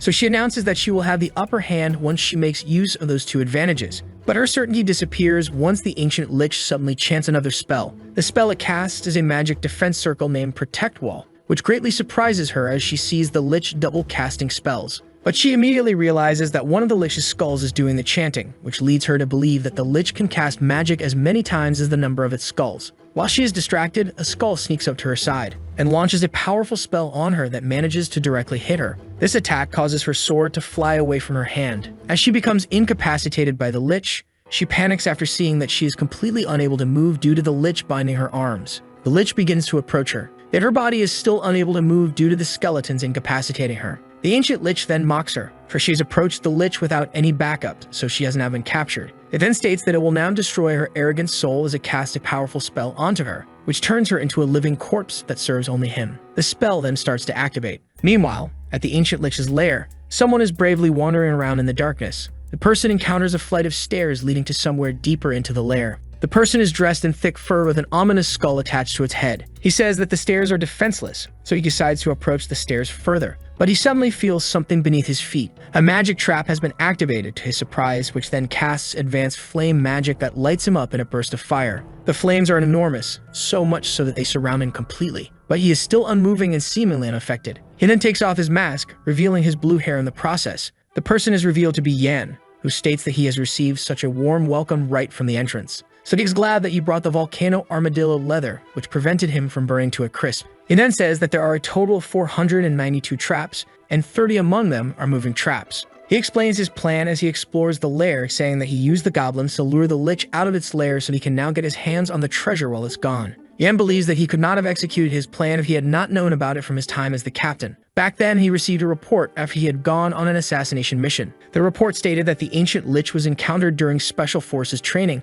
which killed 900 trainees, leaving only 100 survivors. This huge loss placed the Special Forces in a critical state. After the incident, they were able to locate the lich as they investigated. They also discovered the lair, which was presumably built in ancient times and contained tons of treasures. These treasures entailed grimoires that would make you a sage even if you read only one of them, and jewels that could make you so rich that you didn't need to work for life even if you only had one of them. The VN states that one important treasure was missing. It is a life vessel, which is an egg of mana that contains the lich's life and mana. This life vessel that was destroyed in his past life is still present in the current time. He then adds that the incomplete secret technique that the Emperor gave him only allowed him to absorb power, but he was unable to compress any of it. But if he had the life vessel, then he could use it to replace the missing function of compression, which completes the divine dragon's breathing. He believes that he could surpass his own strength in his previous life if he makes use of these incredible opportunities. Yan continues to explore the lair, and he finally comes across the place where the treasure is located, which is at the lich's altar beyond the huge door before him. It is also the bottom level of the lair. He recalled the contents of the report on how to get past the door. So he now tries to get past the door by throwing a dagger toward it. This dagger approaches the door, but disappears right before impact. The door then attacks Yan, but he skillfully dodges out of the way. Yan states that he has heard that there was a gatekeeper, so he deduces that the door itself is the gatekeeper. He is confused that it attacked him since he even input the secret code. The door tells him that the facial recognition has failed, and that you should verify again with the right face. So Yan gives up on getting through the door and finds another way around. The alternative way inside the altar stated in the report is near the pillar, so he tries feeling it out. He finds a button in the pillar and he pushes it, which reveals a hidden door leading to a staircase. This is a secret passageway designed especially for slaves to enter. Yan recalls that the lair is a labyrinth with a ton of traps, so it will take him a while to get through. Though he believes that a former Special Forces captain like him can do so with ease. And he also has plenty of time to spare since Lorena will buy him plenty of time. Back to the lich's fight. It is now in the process of activating the spell, which makes tentacles appear from the skull. Lorena berates and mocks the lich as the tentacles approach her face, but the lich simply looks forward to controlling her soul after he finishes the spell. The lich tells her that he will rip her head off and use it as his livestock, and the rest of her body will be transplanted into an orc. So the lich wonders if she will still retain her arrogance once he has done all of that, which severely disgusts Lorena. The ancient lich then states that he will now begin, which causes the tentacles to launch towards Lorena, and it seemingly impales her head with the tentacles. Surprisingly, Lorena laughs, which takes the lich aback. She mocks the lich, saying that he talks big despite tasting like crap as she bites into the tentacles. The lich gets angry due to her mockery and casts another spell. He then proclaims that he will now turn her into dust due to her arrogance as he readies his dark annihilation magic. But he stops right before releasing the spell. Lorena wonders why the lich suddenly stopped, though the lich isn't paying attention to her anymore and pours its attention elsewhere. The lich is nervous about a feeling he has right now, because he has just detected that the barrier has been broken in the magical door earlier. So he wonders whether someone went inside the altar. The lich then pulls Lorena closer as he accuses her of being bait. He then asks whether it was their plan to distract him while someone snuck into the altar, but she denies knowing anything about what he is saying. So the lich gets angry and throws her to the ground after accusing her of lying. He walks away as he orders the skulls orbiting him to open the gate back to the lair. The skulls then make a magical portal in the air. As the lich is preparing to enter the portal, he states the coordinates to where he is going. He then steps into the portal to the altar. Lorena gets up with her aching body due to the fight, and she wonders where the lich suddenly disappeared to. Meanwhile, in the Blade Mountain ranges and inside the lich's altar, a magical circle pops up on the floor. The ancient lich is enraged as he asks who the person trespassing is. With the air shaking due to the magical aura he is emanating, he shouts again, asking who dared to enter his altar without permission. The lich couldn't believe that someone managed to get inside his lair as he had set up the traps inside for 1,000 years, leading him to believe that this was done by the Empire. As he looks around, he notices empty vials of elixirs that he had once stored. He gets even more enraged, and so he shouts, questioning who drank his elixirs. His rage is due to the fact that these elixirs are the best potions that he had refined in the last 1,000 years, which could reconstruct mana and physical bodies. He had prepared these elixirs for the sake of being revived as a human, but due to someone drinking it all, his efforts have now been wasted. A person behind him hears his rant and tells him that the potions he made tasted quite good, The Lich turns back as he realizes that the person speaking is the one that got past the barrier, though the person simply asks him to calm down with the elixir in his hand. The person is revealed to be Yan, and he is in a drunken state due to ingesting too many elixirs, so he offers the Lich a drink in his drunken daze. He then tells the Lich that saving something for so long is just as good as wasting it. The Lich is dumbfounded after seeing the person that took his elixirs. He realizes that the person that drank all his elixirs is not sent by the Empire, but instead a dumb wasted kid, which annoys him. Yan jokingly asks him if he got in the way of his fun on the surface, seeing how the Lich eagerly rushed into the altar, which triggers the Lich, and so he threatens to kill them all.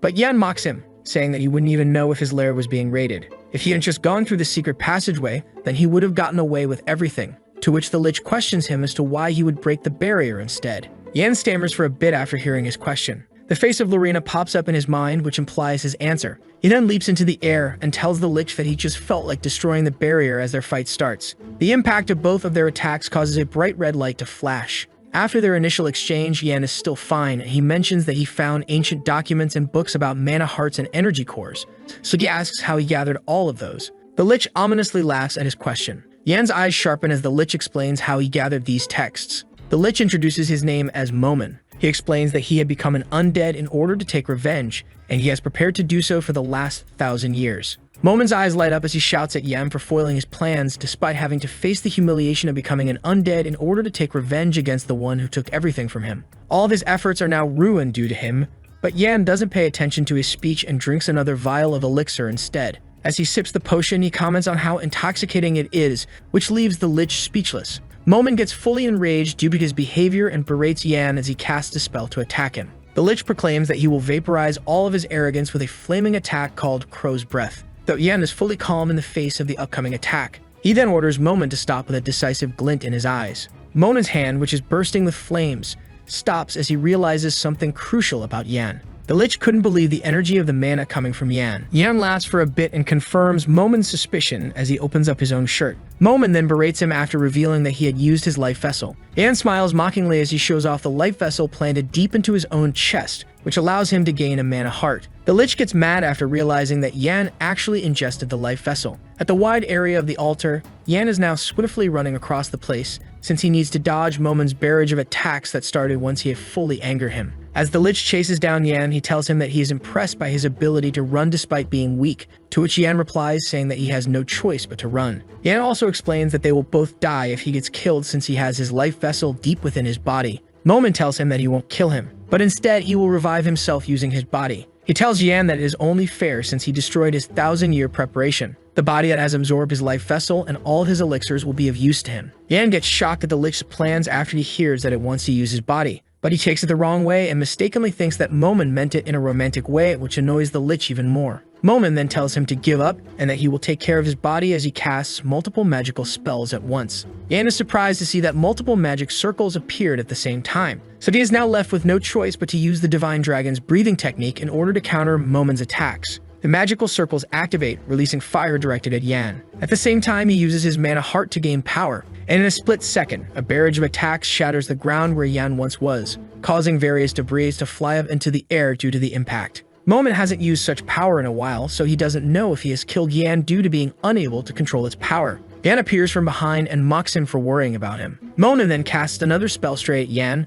but he manages to avoid it by jumping up into the air. He then bounces around the ceiling at lightning speed, which surprises Momen as he thinks that Yan is only a weakling. At the broken barrier door, Yan escapes through it and smashes it more along the way. As he leaps around the lair, he thinks that the mana heart is well worth his effort. Thanks to the mana heart, endless mana is being circulated, which allows him to use Divine Dragon's breathing properly, with him consuming mana crystals and elixirs. The Lich's life vessel as well, which he ingested by slowly merging it with his own heart. He will be able to return to his prime strength or maybe even stronger this time. Suddenly, Yan notices something, and he stops in his tracks, since there is now a dead end where the exit was supposed to be. Momen has now caught up with him due to the door disappearing, which is also a part of the Lich's trap. As the Lich gets ready to attack him once again, Yan now thinks that he would have to kill him, but that isn't possible for him to do right now due to his lack of tools and weapons at the moment. Momen gets ready to cast another spell. He is summoning a monster through a magic circle, which is a dragon skull that aggressively attacks Yan on the spot. A bright light flashes at the impact of the fight. Yan explains that he doesn't have a way of defeating the Lich. Even so, the monster was successfully killed. which is done by someone who suddenly entered the scene. It is a person Yan thinks that common sense doesn't work on, the Crown Prince Leon, who confidently tells Yan that he can handle the Lich. Leon states that he came to the lair as fast as he could after hearing that something happened during the training, but he didn't expect an undead monster to appear. The Crown Prince reprimands Momon for eliminating hundreds of promising trainees who are also his citizens. Leon aggressively proclaims that he will never forgive the Lich for what he did, though the Lich stays silent after all his statements. Yan then greets him, which urges Leon to question him about what he is doing at such a place since he looks like a trainee. He then explains that he was tracking the Lich and got separated from the rest of his group, which makes Leon realize that he was the one who informed him of this location. Yan smirks, thinking that the prince's timing was perfect, so he thanks Roman in his head. Since before the test, he whispered an order to Roman telling him to report to the commander and the Crown Prince about the lair's location in case everything went wrong. The Lich then realizes that the body and energy of the prince are familiar, so he asks how the prince is related to a man named Bahamut. Leon then asks a question in return about why he knows the founding emperor's name, which shocks Momon completely. The Lich laughs aloud after hearing that the prince is a direct descendant of Bahamut. Momon then recalls that man's face when he praised him for making the divine dragon's breathing. Right after Bahamut praises him, he then orders Momon to die in order to keep the technique to himself. After recalling his bitter memories, Momon grins since he can now take revenge on the descendant of his sworn enemy. The Lich recalls his memory from before he was brutally killed. He is at a library where he is practicing magical spells and skills. This is a time when Momon still had skin and flesh. At the time, Momon had always wondered about something: the energy core's stable flow and ability to maintain energy, and the mana circle's explosive amplification and ability to absorb. He wondered what kind of great power would emerge if these two were suddenly combined. So in order to quell his curiosity, he used the body of his friend Bahamut, which was done successfully, resulting in new mana manifesting in his body. This was the birth of the mana heart. Bahamut stands still after gaining a mana heart. He then flexes his triceps,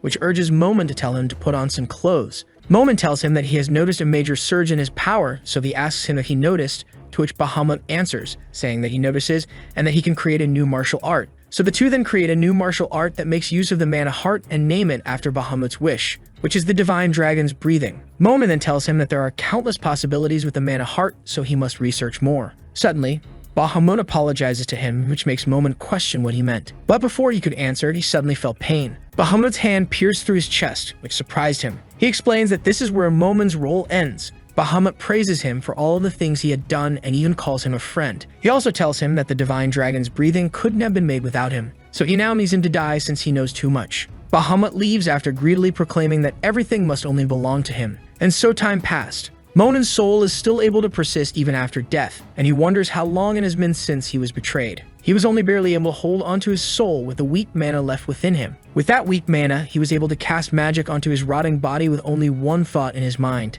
which had been solely revenge, in order to bring punishment to those who had wronged him and the one who betrayed his trust. For that, he remained in his lair for 1,000 years as the seasons changed continuously. Back to the present, the fight raged on as Momon burst out of the door. It seems that he has taken some damage from the Crown Prince, so he retreated for a while. But after almost getting away, he notices something that surprises him. It is the Crown Prince that has swiftly followed his tail while riding a pillar. The pillar then broke into pieces after the collision. Momon counterattacks by casting multiple spells at once with the intention of turning Leon into fine dust. But the spells he cast all broke after mere seconds. It is due to Leon's skill, Golden Dragon's Descent, which managed to slice through all of the magical circles. Momon curses Bahamut for having a descendant that would get in the way of his plans once again, even after a millennium. Leon then curses the Lich for mentioning the name of the person he believed to be the great founding emperor. The two fly up into the air following their exchange. They exchange attacks back and forth as one side attacks with spells while the other breaks the spells cast. The instant that Momon casts a spell, it is hit by Leon's attack before it could even activate. Momon is at a loss after realizing that he doesn't have time to cast magic circles, so he thinks up another solution instead. He orders his skeletons to grab onto Leon in order to prevent him from moving. Leon sees his attack, so he mocks Momon for thinking sorcery could hold him back. He then proclaims that this situation is better for him as he strikes his sword onto the ground. Because the skeletons are gathered in one place, it is much easier for him to attack all of them at once. After Leon attacks the skeletons, the magic circles that summon them broke. This enrages Momon, so he casts dark magic as he berates Leon, though the Crown Prince returns his curses with another attack as well, with the Lich using darkness extermination magic, and the Crown Prince using a skill called Ultimatum. They are able to create a bright blinding light as the two powerful attacks collide with each other. This bright light even almost reached the ceiling. Yan watches the fight continue, and he is impressed at their abilities to fight. He wonders which one is the monster after seeing that the Crown Prince is as strong as the Lich. Yan also notices that the sword energy from Lian's sword had a form befitting its dragon-inspired name, so he wonders if the form is actually influenced by the breathing technique. As he continues to fight, he also thinks that this is a good opportunity for him to see what the Crown Prince is capable of, since he might have to fight the Crown Prince in the future. Though he also thinks that he won't be fighting the prince for now, so he decides whether or not he should get away while the two are fighting in order to continue through his adventure. But an ominous voice appears from behind. Rodrigo Meyer suddenly grabs Yan's shoulder to halt his departure. Yan looks back with sharp eyes as he realizes that the voice is from Meyer. Rodrigo tightens his grip on Yan's shoulder as he mentions that he finds something strange. He thought it was weird that Yan was always in the middle of every problem even when things were really messed up. Yan then interrupts his statement and he calls him Captain Rodrigo. He stares blankly at Yan, pauses, and then speaks. The captain insisted that he should call him Sir instead of Captain, so Yan hesitantly agreed to call him Sir. Rodrigo then scoffs and criticizes the training standards for failing to teach basic manners and specifically how to properly greet superiors. Yan flashes back to a memory of Damien and Rodrigo standing face to face.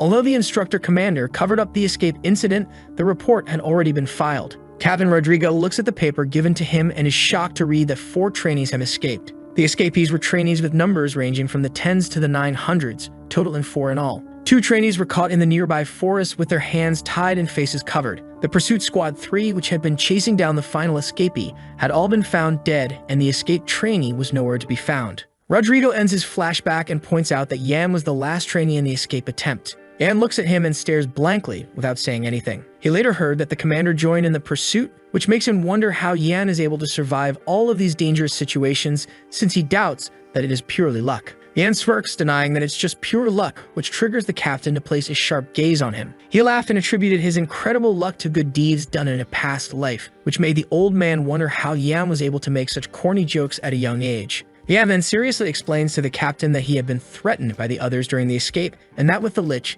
he was almost offered as a sacrifice. He then asks Yan if he really wants him to believe that it's all thanks to luck, to which he affirms. Yan acknowledged his good fortune, but then questioned if he would be penalized for being lucky. His response left him completely stunned and unable to comprehend what he had just heard. The old man was surprised by the audacity of his answer. He's impressed by Yan's guts, considering the fact that he is only ranked 974th, so he ponders if he is actually a hidden illegitimate child of a great family. Yan then asks if he wasn't going to help Leon, the Crown Prince, but he answers, saying that it would be silly to help the Crown Prince in his ongoing fight, since he would only be in the prince's way due to the onslaught of attacks both sides are unleashing on each other. Yan realizes that the Lich's vessel had vanished, but he was still alive. He wondered if the Lich's survival was due to an incomplete absorption of the vessel. Perhaps if he activated his mana heart to fully absorb it, then everything would be over. Liam then attacks the Lich with a powerful strike from the top aggressively as he announces that the fight is over. The Lich was taken aback by the attack but managed to dodge it with surprising agility. Crown Prince Leon now questioned the Lich's unusual behavior and wondered why he was simply running and dodging his attacks instead of fighting back. The Lich, clearly annoyed by the comment, then snapped at him to be quiet. He realized his mana reserves were dwindling and something was actively draining his magical energy. He then glared at Yan and jumped to the conclusion that he was the source of his mana drain. Yan noticed the Lich's accusing stare, but instead of reacting defensively, he simply gave him a thumbs up. He was now convinced that Yan was responsible for his dwindling mana, and he was furious that Yan had the audacity to mock him. Leon was stunned to see the Lich unleash his full power. The Lich, with a surge of raw power, began to rip open his own torso, a horrifying display of unleashed magic. The prince is now shocked to see what was about to happen to the Lich. As the Lich unleashed his power, a giant eye emerged from the gaping wound in his torso. The Lich, having unleashed his full power, now had a single deadly purpose: to eliminate them all. Leon, with his eyes wide with shock, realized that the Lich is utilizing a domain expansion. A domain expansion is a skill that manifests the inner world of the user, and there are only 4 patriarchs besides the Emperor who could use this skill. Rodrigo and Yan, watching the unfolding scene, were equally shocked. The Lich then roared, and his voice filled with murderous intent, targeting the descendant of Bahamut. Leon was overwhelmed by the sheer power unleashed and wondered if the Lich's intent was to kill everyone, including himself. Yan stepped forward with a determined look and declared that he would not let everyone die. He then uses the full power of his mana heart to absorb all the mana of the Lich's life vessel. As he activated the full power of his mana heart, the Lich is now shocked as he felt his mana changing. Liam then saw an opening and decided to attack the Lich while he was caught off guard thanks to Yan absorbing most of his mana. He then confidently shouts his technique to attack the Lich, but his sword suddenly snaps and breaks in half once he strikes the Lich point blank. The broken pieces of his sword flew through the air, propelled by the force of his attack. He mocks Leon's attack as futile since he believes there's no way that his attack would work on him. But Leon pays no mind as he stands still while chanting a new power technique to defeat him. This technique infused his own mana into his blade, which repaired his sword with newfound energy. He then blitzes the Lich, cutting him in half in just a fraction of a second with his new attack, while the Crown Prince's eyes burn with determination to defeat the Lich. His enemy coughs as he delivers the attack to him. A shower of blood rained down and splattered everywhere. The Lich's body was dissolving and its form fading into nothingness, but still refusing to surrender. He stumbles toward Leon while his body disintegrates with each step as he states that everything is all crumbling down. The Lich extended his hand to reach Leon while he ponders that everything will now disappear from his preparations to the grudges he had grown just because of a kid. Leon's eyes blaze with intensity as his hand met his face. Moment then thinks back to his past and states that he would have been willing to give up his life to Bahamut. He repeats his monologue as his body slowly crumbles away, until his body fully disintegrated into a cloud of gray dust that dissolved into nothingness. A wave of relief washed over Leon as he confessed that the Lich had been a truly terrifying enemy. He then remembers that during the fight the Lich had used a domain expansion, which makes him think that if the technique was perfect, then nothing would be left of them. The echoes of the fight faded, leaving Leon with the stark realization he was still far too weak. Rodrigo and Yan draw near him with the captain nagging about his health, which triggers the prince so much that he asks him to stop nagging so much. Liam turned to Yan as he worriedly asked if he was hurt, to which Yan answered, saying that he is grateful for his help. Otherwise, he would have been dead. He then instructed the captain to take Yan to the medical team. The three of them then begin their retreat from the battlefield as Yan looks back at the events that had transpired. He is now able to create his own mana heart with the Lich's life vessel, and he also adds that it is good to see the Crown Prince's capabilities in action. A hint of a smirk touched his lips as he thanked Moment and acknowledged his crucial role in his progress. A sense of stillness settled over the battlefield as the retreating figures faded into the distance. The Lich's hood lay silent, but then a subtle luminescence flickered from its interior. As the day wore on, a heavy silence settled over the room. 2 wine glasses sat on the table as Yan suddenly mentions that he hasn't had a drink in a long time. As he then mentioned that he used to drink that wine in his previous life. Yan leaned back while his legs found a comfortable perch on the table as he allowed himself to fully relax and enjoy the break. Lost in the peace of his break, the fight from the previous day seemed like a distant memory. He was amazed that such a grand mansion was his residence as a trainee soldier and felt grateful for the opportunity. He then reminisced about his cramped living quarters from the past and contrasted them with the spacious mansion he now occupied. His eyes remained fixed on the book as he remembers the events that happened when he received his test results. Back then, he recalled the ceremony where they were congratulated after the exams. An instructor explains that they should still be proud even if the first test was put to a halt due to an unexpected incident. He also states that they were able to bring the whole incident under control thanks to the prince's quick response. The trainees wishfully listened as the instructor announced that he would now reveal the ranks. High-ranked officers are gathered atop a terrace separated from the other weak trainees. While looking around, Lorena notices the commander's absence. The announcer continues and declares that accommodations would be assigned based on the trainees' rankings while reviewing the list. He went on to say that those who earned top rankings would be granted the privilege of entering the Imperial Vault that is located behind a massive door. Behind the massive door lay a collection of weapons and gleaming swords. The room boasted shelves filled with technique manuals, and towering bookshelves overflowed with volumes of knowledge. He further explained that the floor they are allowed to access is directly determined by their ranking. Roman is surrounded by others as he expressed his disappointment at being ranked 5th. Cruel, who is ranked 4th, is grumbling about the fanfare surrounding the announcement, considering that trainees like him were not allowed to access the higher floors. Unlike others, Kasia expressed satisfaction with her 3rd place ranking and having endured minimal losses during the competition. Lorena was ranked 2nd but remained silent and unreadable as the rankings were announced. The announcement of Lorena's 2nd place ranking sparked a flurry of questions and eager anticipation as the crowd wondered who had claimed the top spot. A cold and detached look settled on Lorena's face as she dismissed the rankings as inconsequential. She also admitted her helplessness against the Lich and revealed that the rankings were merely a superficial display. A sudden outburst of mockery from Cruel caught Lorena off guard. He continued to taunt Lorena, highlighting her failure to maintain her top ranking despite her arrogance. Kasia stepped in to defend Lorena and interrupted Cruel's mockery by explaining that his current behavior was likely a result of his unsettled state. He continued to mock Lorena and added fuel to the fire by mentioning a circulating rumor that she had not faced the Lich herself. He claimed that she only survived by begging for mercy. Lorena endured Cruel's taunts without responding as her silence was a testament to her frustration. Cruel flinched at Lorena's unexpected answer and realized the truth in his own taunts, conceding that she lacked the power to defeat the Lich. She dismissed Cruel's mockery with a pointed reminder to focus on his own achievements, and then walked away. Her dismissal ignited Cruel's anger, prompting him to escalate his mockery and further demean her standing. Lorena's stride was interrupted as her sudden stop was a testament to the impact of Cruel's insulting words about her not being able to replace the position of the dead Duke of Beowulf. Lorena called his name so he could get a hint to not probe further. But Cruel's mockery increased even further by accusing Lorena of aiming for the former Duke's position,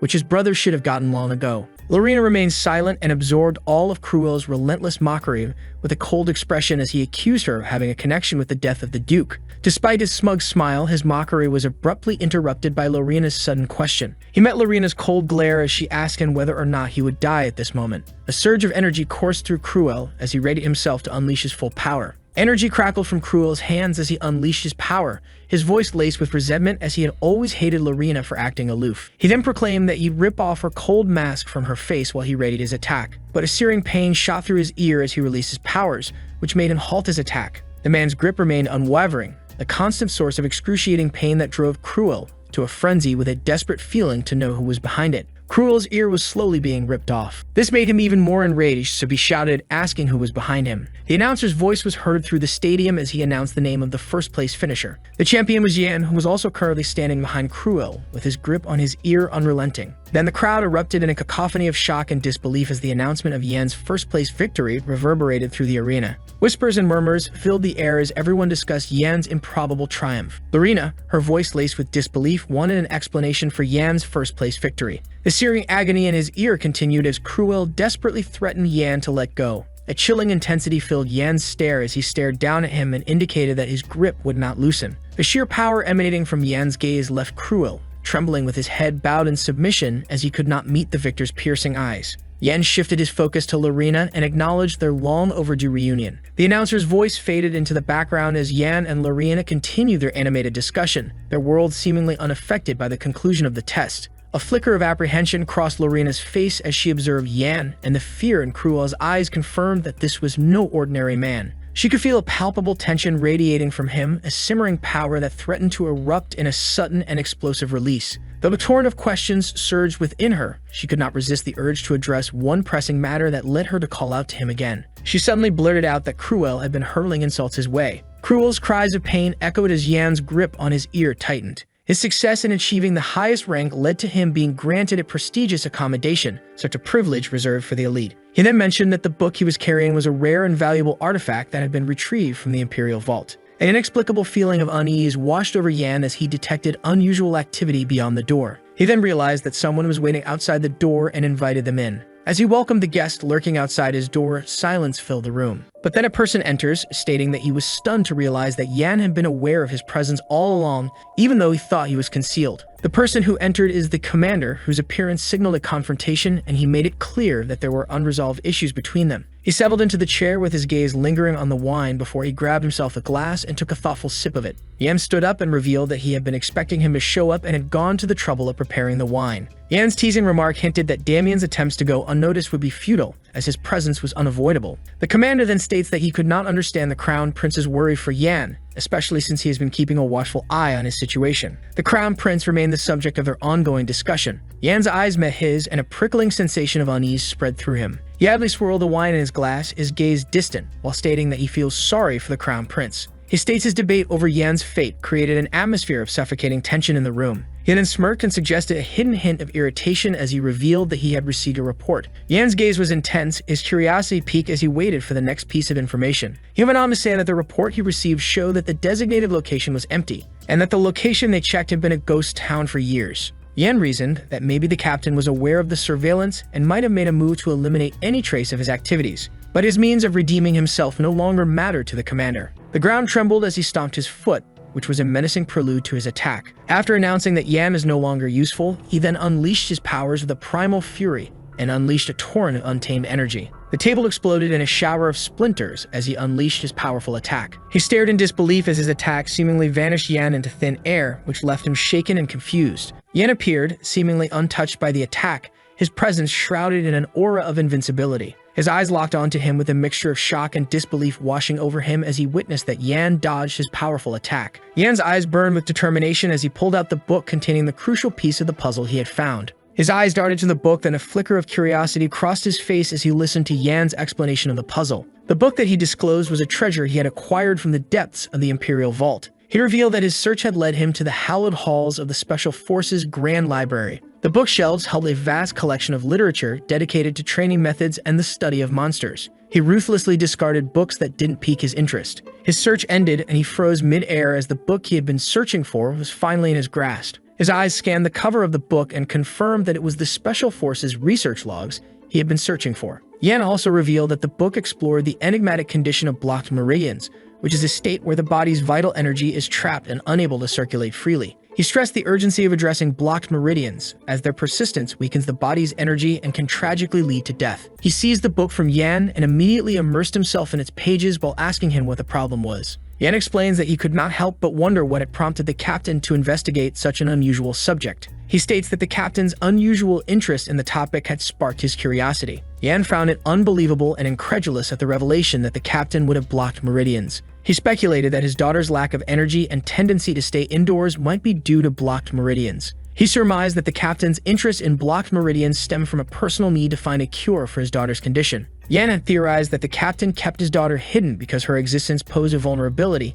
but he later realized that was not the case. He also added that he relocated his daughter to a new place to find specialized medical care for her ailment. Damien was then growing increasingly frustrated by Yan's seemingly nonsensical theories about the captain. Yan explains that with this plan, they won't only be able to control the captain, they would also be able to take his life, which is much better as opposed to keeping the captain in check. Yan continues and states that no effective treatment has been found for blocked meridians, so he guesses that a substantial amount of potions is necessary to keep her healthy. The treatment's exorbitant price tag makes it impossible for him to pay, so he believes that he has ways to obtain money illegally. Yan suspected that the captain was using his connections with the special forces to acquire illegal funds. Yan theorizes that the captain is doomed if they were to find evidence that he is illegally acquiring funds from the special forces, and with that, they can easily hunt the old man down. Damien then suddenly brushes aside Yan's suspicions and claims that they were nothing more than wild guesses. Yan was unwavering in his belief that if their theory about the captain was correct, then they would have justification to kill him. A confident smirk played on Yan's lips as he thought about his plan. The instructor scrutinizes Yan and expresses a mixture of skepticism and uncertainty regarding the plans. But he changes his mind and decides to believe in him once again. He throws the book back at Yan with a sigh. Then Yan confidently catches the book that he threw at him. The commander tells him that he will look into what he has said using his connections in the investigation squad, and that Yan should learn more about the blocked meridians. Yan then smirks as he realizes that the commander has believed him, which is also due to the fact that everything he has stated is the truth. He knows that the captain used the Special Forces funds illegally for his daughter's condition, thanks to the uproar it caused in his past life. The instructor commander then suddenly had a random thought cross his mind. It seemed unbelievable to him that Yan would sacrifice all those weapons for a book about blocked meridians. Yan jokingly emphasized that the weapons held no value to him if he could be of assistance. He then walked away and headed out after their talk and told Yan that he could skip basic training for the time being. Confusion clouded Yan's face as he tried to make sense of what he had just said. His eyes met Yan's and he seemed poised to say something. A look of sheer disbelief washed over Yan's face as the commander declared his plans to make him his apprentice. A hint of amusement flickered across Yan's face as he considered the idea of being the instructor commander's apprentice. The commander went on to explain that he had grown fond of Yan and therefore wanted to take him on as his apprentice. Yan saw this as a golden opportunity to draw closer to him. He humbly declined the incredible offer, then acknowledged his limitations in the face of such a significant undertaking. The commander was astonished by their refusal, especially given the subordinate's skill and his past successful ambush. With humility, he then acknowledged his capture and expressed apprehension about the potential negative impact on the commander's reputation. The commander's frustrated outburst abruptly silenced him. He stated definitively that the apprenticeship had been decided upon and subsequently exited the room with a forceful closure of the door. A stunned silence filled the room as Yan thinks that everything has gone according to his plan since he got the commander impatient. He grasped his locket tightly in his hands as he now believes that he has an opportunity to foster a closer rapport with the commander. He remembers the insignia on the commander's shoulder, and he now believes that he has a chance to get closer to the commander, which could lead him to his family's secret. A look of firm resolve came over his face as he committed himself to the task of uncovering all the secrets. A great day unfolded at the third arena. The arena is devoid of spectators and functions as an exclusive training ground for executive personnel. The arena maintained a tranquil atmosphere as Yan meticulously counted his exercises. Maintaining support with one arm, he then performed a series of upward and downward body movements accompanied by audible exertion. His commitment to exercise has resulted in improved posture and the attainment of 200 push-ups. Time passed, and he continued to perform his workout routine. The silence of the empty third arena pressed down on him as he finally stood and rested. He then looks at his body and he could sense his body actively adjusting to the presence of the mana heart. The powerful muscles rippled beneath his skin. a testament to his efforts and yet the agonizing slowness of the change gnawed at him. He glanced at the third arena's space and was grateful for his commander's support. The diverse reactions to the benefit bestowed upon him by his commanding officer occupied his mind. He anticipated both anger and friendliness from those who knew about his advantage. He also knew his situation would attract more stalking from his stalker, Lorena. Yan took the book he presented to the commander and added that it was merely a distraction from his true intentions. A slow smirk played on his lips as he grabbed the book he'd been searching for and craving. He then held a heavy black book filled with the history of the Empire's founding, which rested in his hands. Yan now possesses a powerful mana heart, and yet he remained unable to achieve perfect proficiency in the Divine Dragon's breathing technique. It occurred to him that the successful execution of the dragon's breath technique necessitated the collaboration of both Bahamut and Momen. The recollection of the founding emperor served to underscore the necessity of his knowledge for the successful execution of the dragon's breath technique. Momen's death, on the other hand, had the prior theft of his ultimate technique as a reason for his vengeful lickhood. He proceeded to open the book with the expectation that it might contain some indication of the Divine Dragon's breathing technique. Shock rendered him speechless as he gazed upon the book's contents. Contrary to his expectations, the interior of the book proved to be devoid of any inscriptions or markings whatsoever. Despite a thorough examination of each page, there were still no inscriptions discovered, making him wonder if the rumors he had heard were fake. Yan deduced that Bahamut probably didn't leave such information lying about since he had killed Momen just to keep it a secret. He pondered whether that was a possible explanation for the absence of information within the book. He continued to speculate upon alternative explanations for the absence of inscriptions within the book. Out of the blue, an inky black and shadowy hand lunged for Yan's head. The sensation of being grabbed made Yan spin around. However, there was no one and nothing behind him as he turned around to look. The emptiness was unnerving, especially considering the human presence he just sensed. His gaze returned to the book and a thought occurred to him. The blank pages offered no clues, yet he had a sudden insight that might unlock the book's secrets. Without warning, he then attacked the pillar behind him with his shadow slash technique. He remained alert after his attack managed to reach behind the pillar. He assumed an offensive posture and attempted to bisect the post, but concluded that his strength was insufficient for the task. Yan then conducted a comparative analysis of his performance against that of the instructor and concluded that the commander's proficiency was significantly greater. He was stunned to hear a sudden voice from behind the pillar that was calling him a fool. The unseen person scoffed and claimed that Yan had no chance of solving the book's mystery. With deliberate slowness, he then began to appear before Yan. Stepping into the light, he then greeted Yan and remarked on their long absence before revealing his identity as Momen.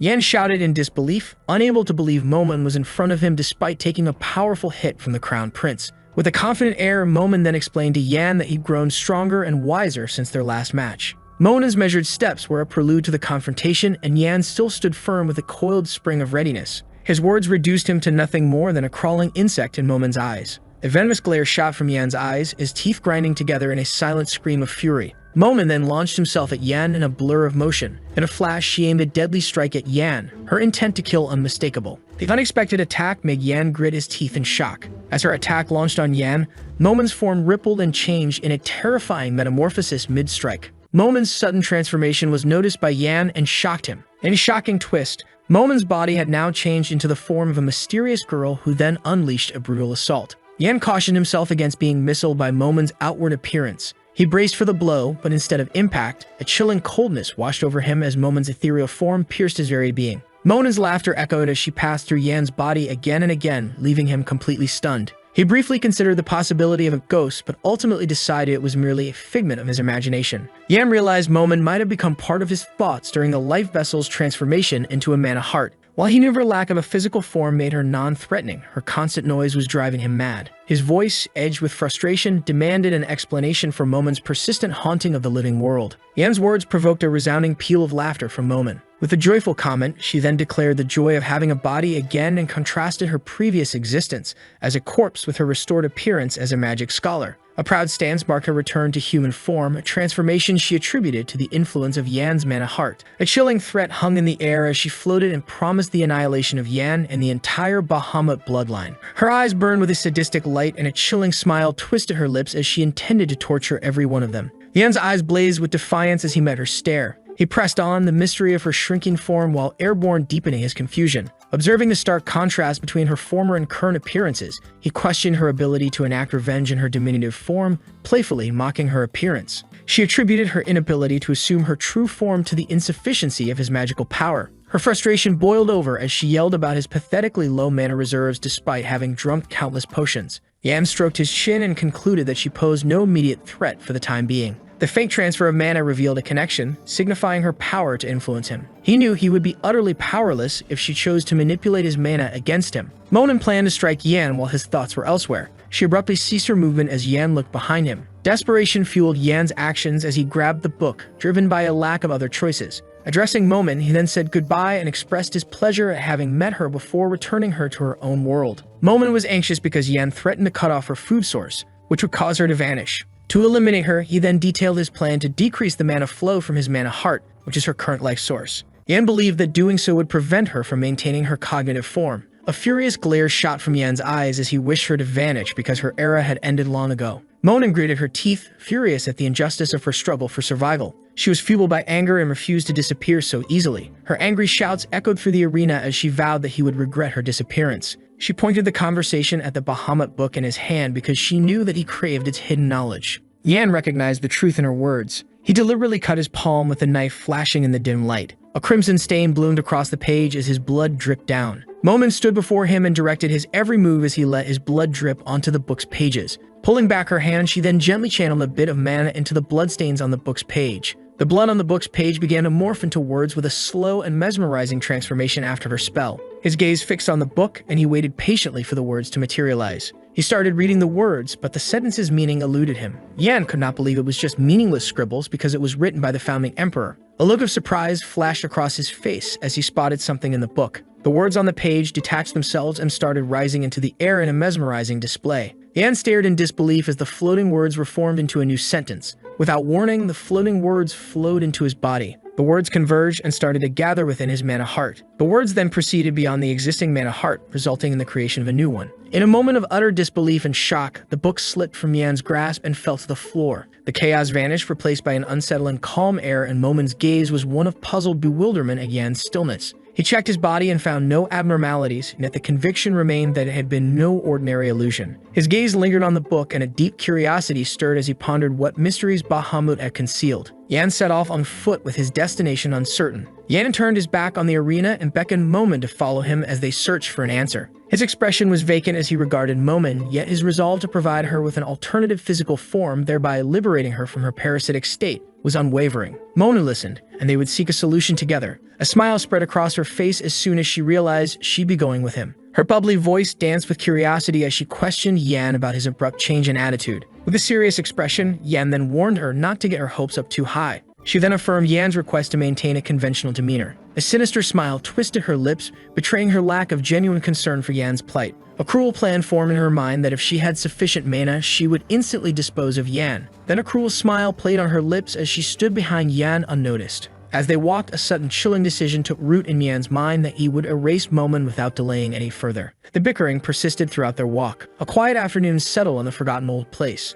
The beauty of the sunset highlighted the abandoned place's decay with a cool breeze that made the leaves fly. A fist seemed to materialize from thin air and punch the space. It was discovered that Yan had been practicing his punches in the abandoned place. The speed and force of his punch created a visible disturbance in the air as he continued to practice his punches. With grueling intensity, he then practiced both punches and kicks with unwavering dedication non-stop. He was completely absorbed in his practice, and his movements were a blur of punches and kicks. Waves of exhaustion crashed over him, leaving him gasping for air and rooted to the spot. A figure materialized before him and silently watched his training. The person watching was his commander and instructor, who was carefully assessing his skills. A fierce look crossed Yan's face as he braced himself to strike. With a sudden burst of speed, Yan then attacked, but the commander stood firm, just awaiting the assault. As he stood still, a sudden burst of energy erupted from the soles of his feet. Yan's eyes widened in disbelief and narrowed into a fierce glare as he registered the commander's actions. The commander invoked his powers with a raised hand and a chanted incantation. With incredible speed, his power then transformed into a sword,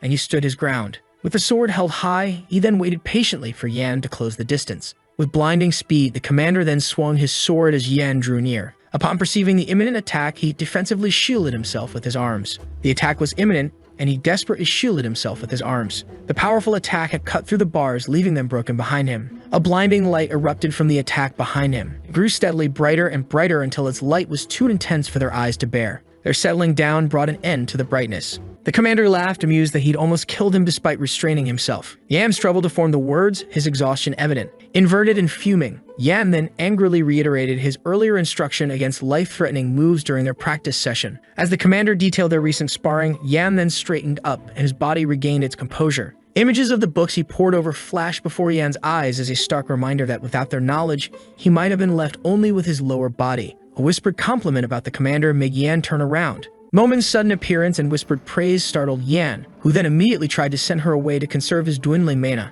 The conversation about the Special Forces commander stirred a feeling of recognition within Momon that his energy felt strangely familiar. Yan's explanation of the commander's lineage left Momon speechless, realizing he is the founding emperor's descendant. Momon then attacked the commander, but only Yan could see her entirely. The commander's smile was gentle, a reflection of his pleasure in the light stretching session with his apprentice. Yan listened intently as the commander explained that the technique was the first black shadow art. With a mocking tone, the commander then pointed out that no trainee had survived to see the second technique because all of them had perished after seeing the first. The commander's glare was intense, with a silent challenge as he wondered just how many of his techniques Yan could survive. A smirk touched Yan's lips as he considered the commander's assessment. As the evening deepened, the commander explained that mastering all the techniques he would teach Yan would take decades. Adjusting his gloves, Yan then assured the commander that he did not need to be concerned by the number of techniques that he'd teach him. Yan's confident and determined expression told the commander to worry about what would happen after he had shown him all the techniques. Dawn had arrived and painted the sky with the bright hues of a new day.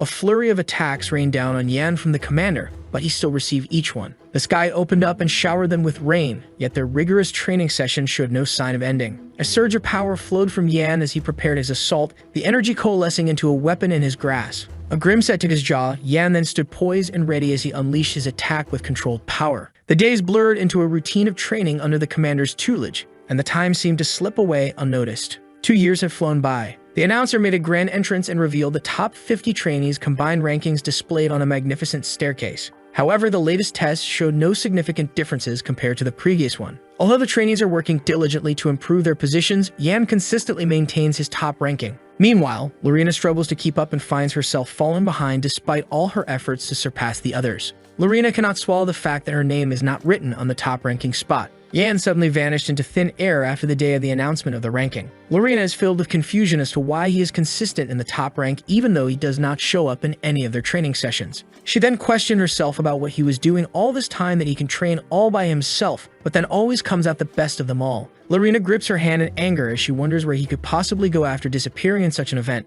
The next test has finally arrived, and she is filled with determination to surpass him in the rankings.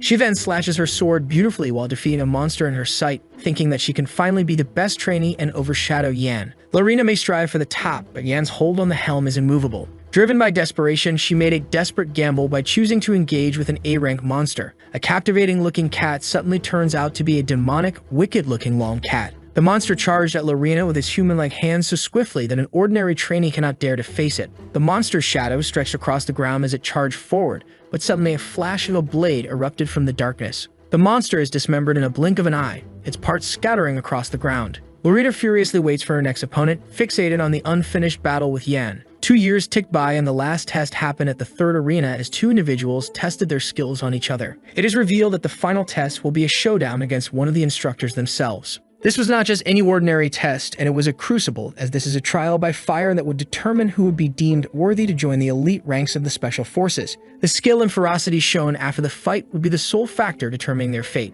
The grueling training stretching over an eternity had begun to wear on the trainees, leaving them bored and exhausted. As the complaints rippled through the ranks, Lorena then walked in the arena while others deemed the test too daunting, and the test was a mere formality for her. High-ranking soldiers like her could effortlessly outmaneuver even the most skilled instructors in the arena. Lorena has remained undefeated for the past year, with no instructor managing to overcome her. It has been a long day for all the trainees, but it appears that this is a piece of cake for her, and she must still participate in the test to be accepted into the Special Forces. The test is mandatory for all trainee soldiers, so no one is exempt, not even the most capable trainee. She wonders if Yan will also have to take the test while assuming he's likely required to participate. This is Lorena's opportunity to gauge Yan's true strength if he decides to take the test, as her anger grows the more she waits for him. Suddenly, a voice pleading for mercy to stop the fight pierced through her thoughts, leaving her bewildered. There is a voice she hears as the instructor and realizes that the evaluation is over and calls out to the trainee demanding they stop fighting and finally take a seat. The evaluation is completed, but the trainee, consumed by rage, suddenly attacks the instructor with a sword.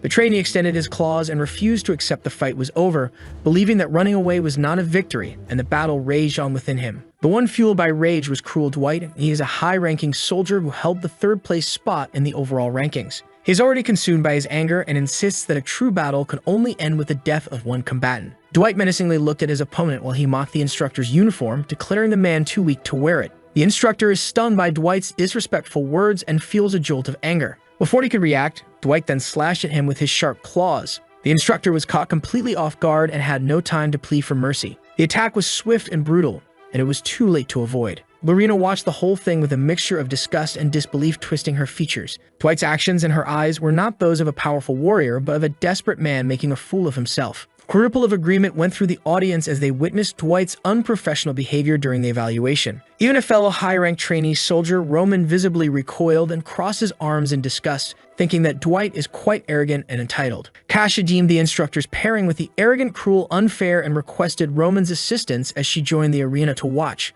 Roman's hesitation stemmed from past incidents where instructors had killed low-ranking soldiers, and Kasia perceived this as fear, a claim Roman refuted. Lorena initially perceived him as having a disagreeable personality, but somehow he proved to be less volatile than she anticipated. He killed the instructor who had recently trained him, and the gruesome details were seared into her memory, and she believes he's been mentally unstable for 2 years. Meanwhile, disagreement still persists between Roman and Kasia regarding the appropriate course of action concerning Dwight's behavior. With graduation looming, the last thing anyone wants is a scandal involving the powerful Dwight family, while Lorena's serious expression underscores this. The arena battle was interrupted when Dwight's fierce blow shattered the instructor's sword. The instructor collapsed after a devastating blow, while his shattered sword lay abandoned on the ground. Dwight asserted his dominance over the instructor, claiming victory even without the use of weapons, and subsequently engaged in an attack while the instructor begged for mercy. With eyes shut, Lorena then silently entered the fray, conjuring icy spikes to block Dwight's path. The ice spikes barring his path left him uncertain how to proceed with his attack on the instructor. Lorena wants to keep things quiet, but she can't just ignore what Dwight's doing. She will ensure her conduct remains beyond reproach in relation to the Dwight family, while simultaneously demonstrating exceptional skill called Beowulf's Supreme Technique in the arena. Lorena makes sure that she doesn't make a single sound while giving a furious look at Dwight. A predatory laugh escaped Dwight's lips as he bared his teeth, which are pointed and sharp like a shark's, at Lorena. Dwight is fueled by anger, making him really want to teach her a lesson before graduation, and he sees this as an opportunity to raise his ranking. His glowing eyes held a sinister light as he bellowed Lorena's name, leaving no doubt this was her ultimate test. The sun shines in the arena, and the fight between Lorena and Cruel Dwight continues. He's criticized by Lorena for his lack of challenging opponents, and she asserts her own superior strength and willingness to engage in a tougher fight. Dwight chuckles, his face partially hidden, dismissing her confident attitude as typical arrogance. Lorena watched Dwight laugh, then a growing unease settled over her as she sensed the escalating death energy emanating from him. While smiling menacingly, Dwight then makes sure to humiliate and wipe her from existence during this fight. Lorena prepares for battle, weapons at the ready, but Dwight's superior claw-based fighting style quickly proves decisive, and she even gives him a chance to use a sword as a gesture of mercy. The two locked in a desperate struggle, and the air filled with the deadly dance of their weapons, while their every strike illuminated the arena. As Kasia and Roman observed the evenly matched combatants, Roman felt a shift in momentum, believing that Lorena was now in the lead. Roman is observing carefully and concludes that Dwight will struggle to close the gap within the next 30 moves, while Kasia agrees and hopes that is the case. They notice Cruel is giving off a strange energy unlike anything seen before from either the Special Forces' dark shadow arts or the Dwight family's techniques. Kasia realized that the energy really wanted him to kill his opponents, unlike Lorena's technique. Roman's teasing response to Kasia reignited their argument about their respective positions. A disagreement persists regarding the importance of the third-place ranking for them. Roman suddenly revealed Kasia's dirty secrets during their dispute. He stated that she created a private organization of commoners and countryside nobles, and Roman sees it as a fan club rather than a private organization. Kasia then also revealed Roman's secrets. She uncovered that Roman is secretly recruiting trainees who are slaves and creating an army out of it. Her intense curiosity about Roman's personal matters annoyed him, and yet he leaned closer to her. Just as their argument was about to reach a boiling point, suddenly a voice of the defeated cut through the tension. Dwight's defeat brought relief to Kasia and Roman, while a sword pressed against his throat sealed his fate. Lorena's victory over Dwight served as a harsh lesson that pretending to be invincible can lead to devastating consequences, and to be humble at all times. Despite his outward agreement, a nagging doubt and a dark entity whispered that he was destined to fail again, leaving him stunned. The dark entity laughs as it manipulates him into believing that allowing anyone else to succeed would result in the complete loss of everything he possessed. He was reminded by the dark entity that while he lost everything, fighting and conquering all would restore his former wealth and power. The dark entity that previously unleashed Dwight's savagery has returned, making him overwhelmed once more. Another burst of laughter from Dwight left Lorena staring at him, a mixture of confusion about what resolve he was talking about and perhaps a touch of annoyance on her face. The resolve Dwight is talking about is to kill himself and then impale his own neck against Lorena's already pointed sword, leaving her horrified. He was driven to such desperate measures because losing everything was unthinkable and death seemed preferable. Dwight's suicide attempt sent Lorena into a panic, instantly followed by a brutal ambush from the dark entity that had consumed him. His assault, fueled by the dark entity, was so powerful it sent Lorena flying and left her unconscious. With Lorena's life hanging in the balance, Dwight raised his weapon for the final and decisive blow. But before it could land, a new entity appeared, its presence abruptly halting Dwight's attack. With a startling transformation, the new entity became a black wolf after deflecting the attack and plunging him into a state of utter confusion. The entire scene unfolded before Kasia and Roman's eyes. The sound that followed, a wolf's howl, sent a jolt of unexpected recognition through them. A wolf transformed into a man just in time to prevent Lorena's fall after she lost consciousness. The man was none other than Yan. Yan's unexpected appearance continued to astound everyone. Injured Lorena awakened in Yan's arms. She was taken aback by the help she received from the man she was competing against. Dwight viewed the situation as a chance to face stronger competition following his demonstration of ability, but Yan offered no response and simply stood silently. Under the watchful guidance of his black ghost wolf, Yan gave Lorena a chance to rest. Dwight still gave that creepy look, and Yan noticed he hadn't changed one bit in 2 years. Moen displayed an interest in Dwight, notwithstanding the latter's demonic influence, and Yan also agreed with her. They both caught a glimpse of the demonic dark entity that influenced Dwight, and it was now their chance to fight it before the demonic entity became stronger and Dwight eventually became a demonic human. Dwight laughed at them and looked at them with his illuminating creepy eyes while they were still observing. Then he suddenly leaped and attacked Yan with a surprise. Yan was concerned about Dwight's future and warned him that he would regret this if he attacked with his sharp claws. The impending confrontation between Dwight and Yan was abruptly halted by an unexpected voice calling for silence. That voice mocked Dwight for being arrogant in the past 2 years. He felt that familiar energy from the man who disrupted their fight, and that mysterious man was going to make the final announcement. The man was none other than the instructor commander himself. The instructor commander looked at them with his sinister eyes and told them that it was such a waste of time to die right before their last day. The sun was finally about to set, and the walls of the arena stood tall. The instructor commander congratulated them for surviving up until now. As he stood on the upper floor of the arena, he announced that the batch started with 10,000 trainees, and there were only 200 left during this period. The 200 trainees stood strong in front of the instructor commander, and he thought that those who were left were a decent result. The commander also announced that their strength and skills made up 50% of their final evaluation, while the remaining 50% was based on their mana estimation. The instructor commander happily announced that they were no longer trainee soldiers and deserved to be called something other than a trainee number. They now had the right to be knights of the Empire as full-fledged knights. The Empire Knights are people who are able to control mana. There are a total of 10 ranks to measure how strong the knights are within the Empire. Rank 10 is a knight who has learned how to use mana.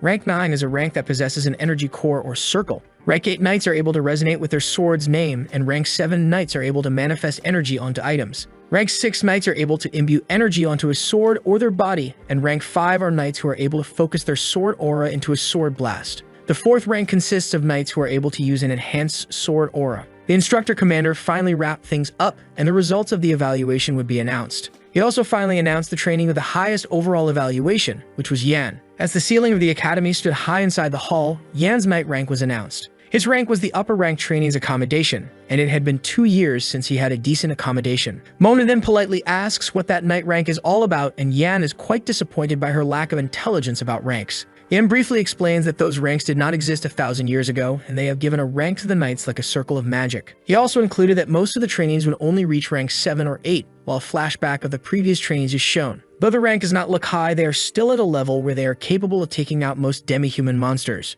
Lorena and the other 3 are the elites that belong to rank 6. There are very few people within the training center who can defeat the 4 of them, and to become rank 6 at their age means they are elites among the elites. While Yan is explaining, Lorena suddenly walks in and notices he has changed a lot after those 2 years. Lorena greeted Yan and also noticed his hair had grown very long as they looked into each other's eyes. Yan suddenly said that Lorena has grown a little shorter, and an awkward silence occurred. Lorena thanked Yan for saving her from the fight after that silence, and Yan told her that there is nothing to worry about. Yan worries about the injuries she received earlier in her fight with Dwight. Lorena's anger erupted unexpectedly, and she was upset by his earlier involvement in their battle. Yan is visibly confused at that point. Lorena points out that he is in the 5th rank, but it doesn't mean that he needs to help her, and rank is just a rank. The Empire's rank 5 is the people who are about to attain enhanced sword aura, and most knights can only dream of it. Although there are some rank 5 knights within the Empire, the only person who's achieved rank 5 is the current Crown Prince Leon with his dragon entity by his side. She proceeds to leave while teasing how ugly his hair looked that day, and Momon bursts into laughter as Yan notices that she is so easily angered.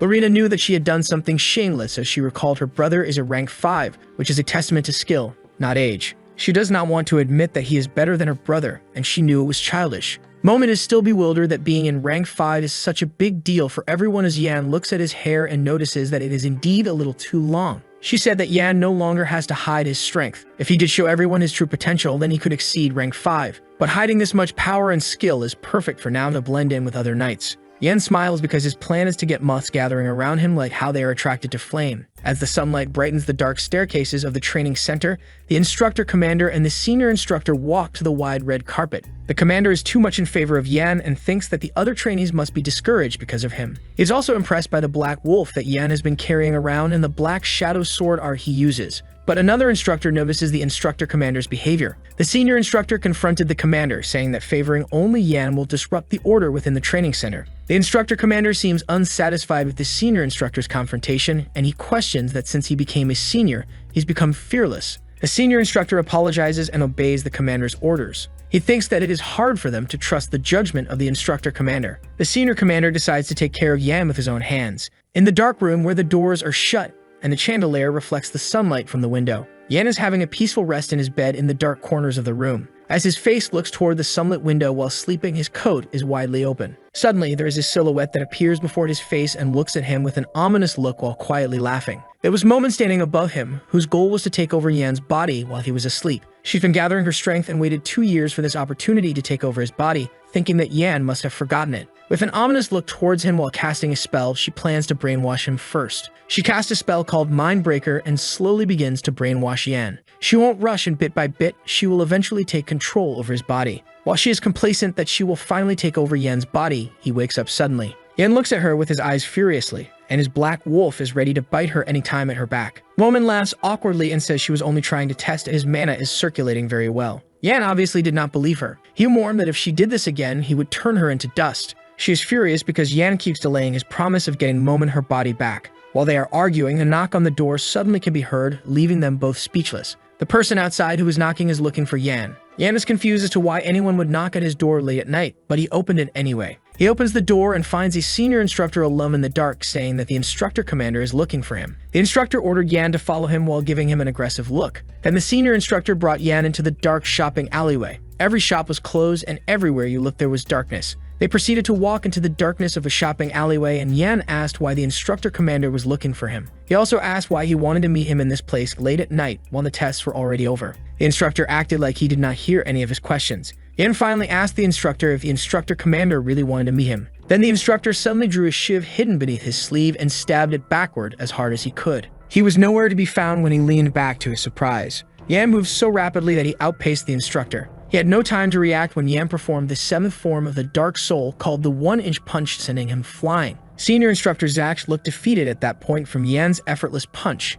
He immediately asked Yan why he already knew this was a trap that he set up. Yan already knew his intention to kill him in the alleyway and mock the instructor for his cover training, making the senior instructor clearly offended. He realized that the sword Zach was holding emitted a crimson-colored sworn energy, and the only people capable of using that sword energy are senior instructors. Yan asked calmly if the instructor commander knew about his actions and if he was ready for the consequences of what he was doing right now. Senior instructor Zach kept getting irritated at him and found Yan's arrogance unwarranted, given his recent promotion to the 5th rank. Out of nowhere, 3 senior instructors appeared behind him with the intent to kill him. Yan smiled at them, knowing he could defeat them all at once. In a shocking turn of events, he then fell in defeat after he confidently thought to himself that he would win against them. Momon asked him what he was doing out of confusion, but Yan told her to keep her mouth shut. Yan begged the instructors, asking why they were doing this to him while his body was tied. The other senior instructors were in a hurry to end him and leave the alleyway immediately. while Yan still asked what the reason was for killing him. Senior instructor Zach stood in front of him quietly. He finally revealed the reason why they were planning to kill Yan. A recollection from 2 years prior intruded upon his present consciousness,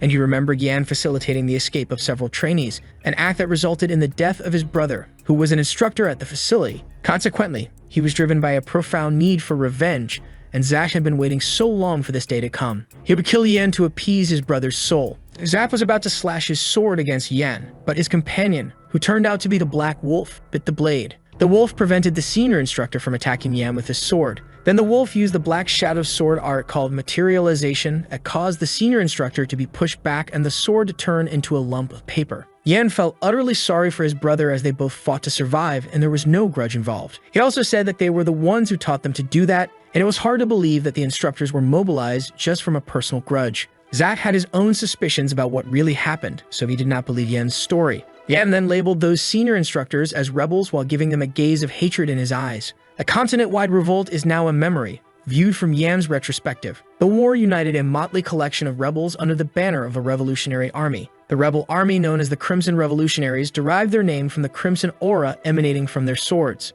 Blood stained their swords as their dark red aura, fueled by their own blood, has always foreshadowed the bloody outcome of every battle. The Crimson Revolution's fighting style is a refined art passed down from its founder and was potentially even more destructive in the hands of a skilled peer. However, its blood-consuming nature proved to be a significant drawback. The Crimson Revolutionaries countered the technique's blood consumption by absorbing blood themselves. Yan's flashback ends and he finds himself confronting the rebels' imminent attack. His sharp gaze swept over the rebels as he suspected who was the mastermind pulling the strings. A furious rebel fixed Yan with an angry stare. Their anger continued to escalate as they talked to each other. A grim threat, born of pure fury, escaped his gritted teeth as his face twisted with rage, then promised Yan a slow and agonizing death. The rebel leader directed his subordinates to commence the Crimson Revolution. Yan patiently bided his time, their attack confirming his belief that they were indeed rebels. A magical red aura began to emanate from the rebels' swords. With blinding speed, the rebel then launched his attack against Yan. 3 rebels converged on Yan, their blades flashing as he stood defiant. Facing 3 rank 5 rebels wielding the Crimson Revolution,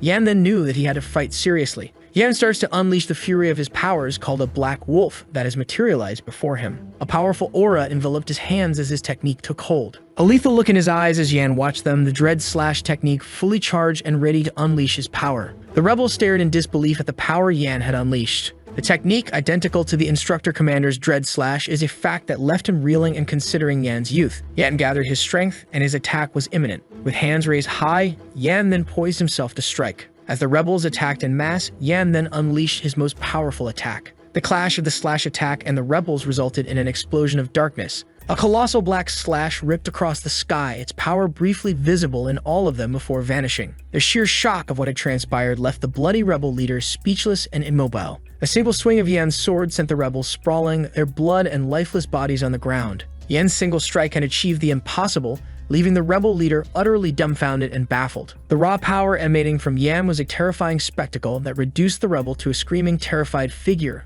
who branded him a monster. Pain twisted his accusations as he confronted Yan with his suspicions of imperial treachery burning bright. A storm of fury and fear raged within him as he wondered how Yan had uncovered their secret and if their commander was already aware. A fresh wave of agony washed over the rebel as Yan's presence loomed over his cut-off and bloody legs. A life-or-death decision hung in the air as he withdrew an object from his coat, with his offer of mercy conditional upon the rebel's answers. With a careful hand, he then opened the pendant, and its mysterious insignia left a silent question hanging between him and the rebel. A gasp escaped his lips as his eyes widened and took in the shocking contents of the pendant. Intrigued by the insignia, he then pondered its unexpected location within the pendant. In a terrifying display of strength, Yan then snatched him up and held him aloft, and he became a helpless figure in the air. Yan's interrogation was a relentless storm of questions about the insignia, each unanswered query fueling his pursuit of the truth. As the rebel spoke, a sudden grotesque swelling erupted on his face, a silent testament to some unseen force. The sight of his face was a horrifying shock to Yan.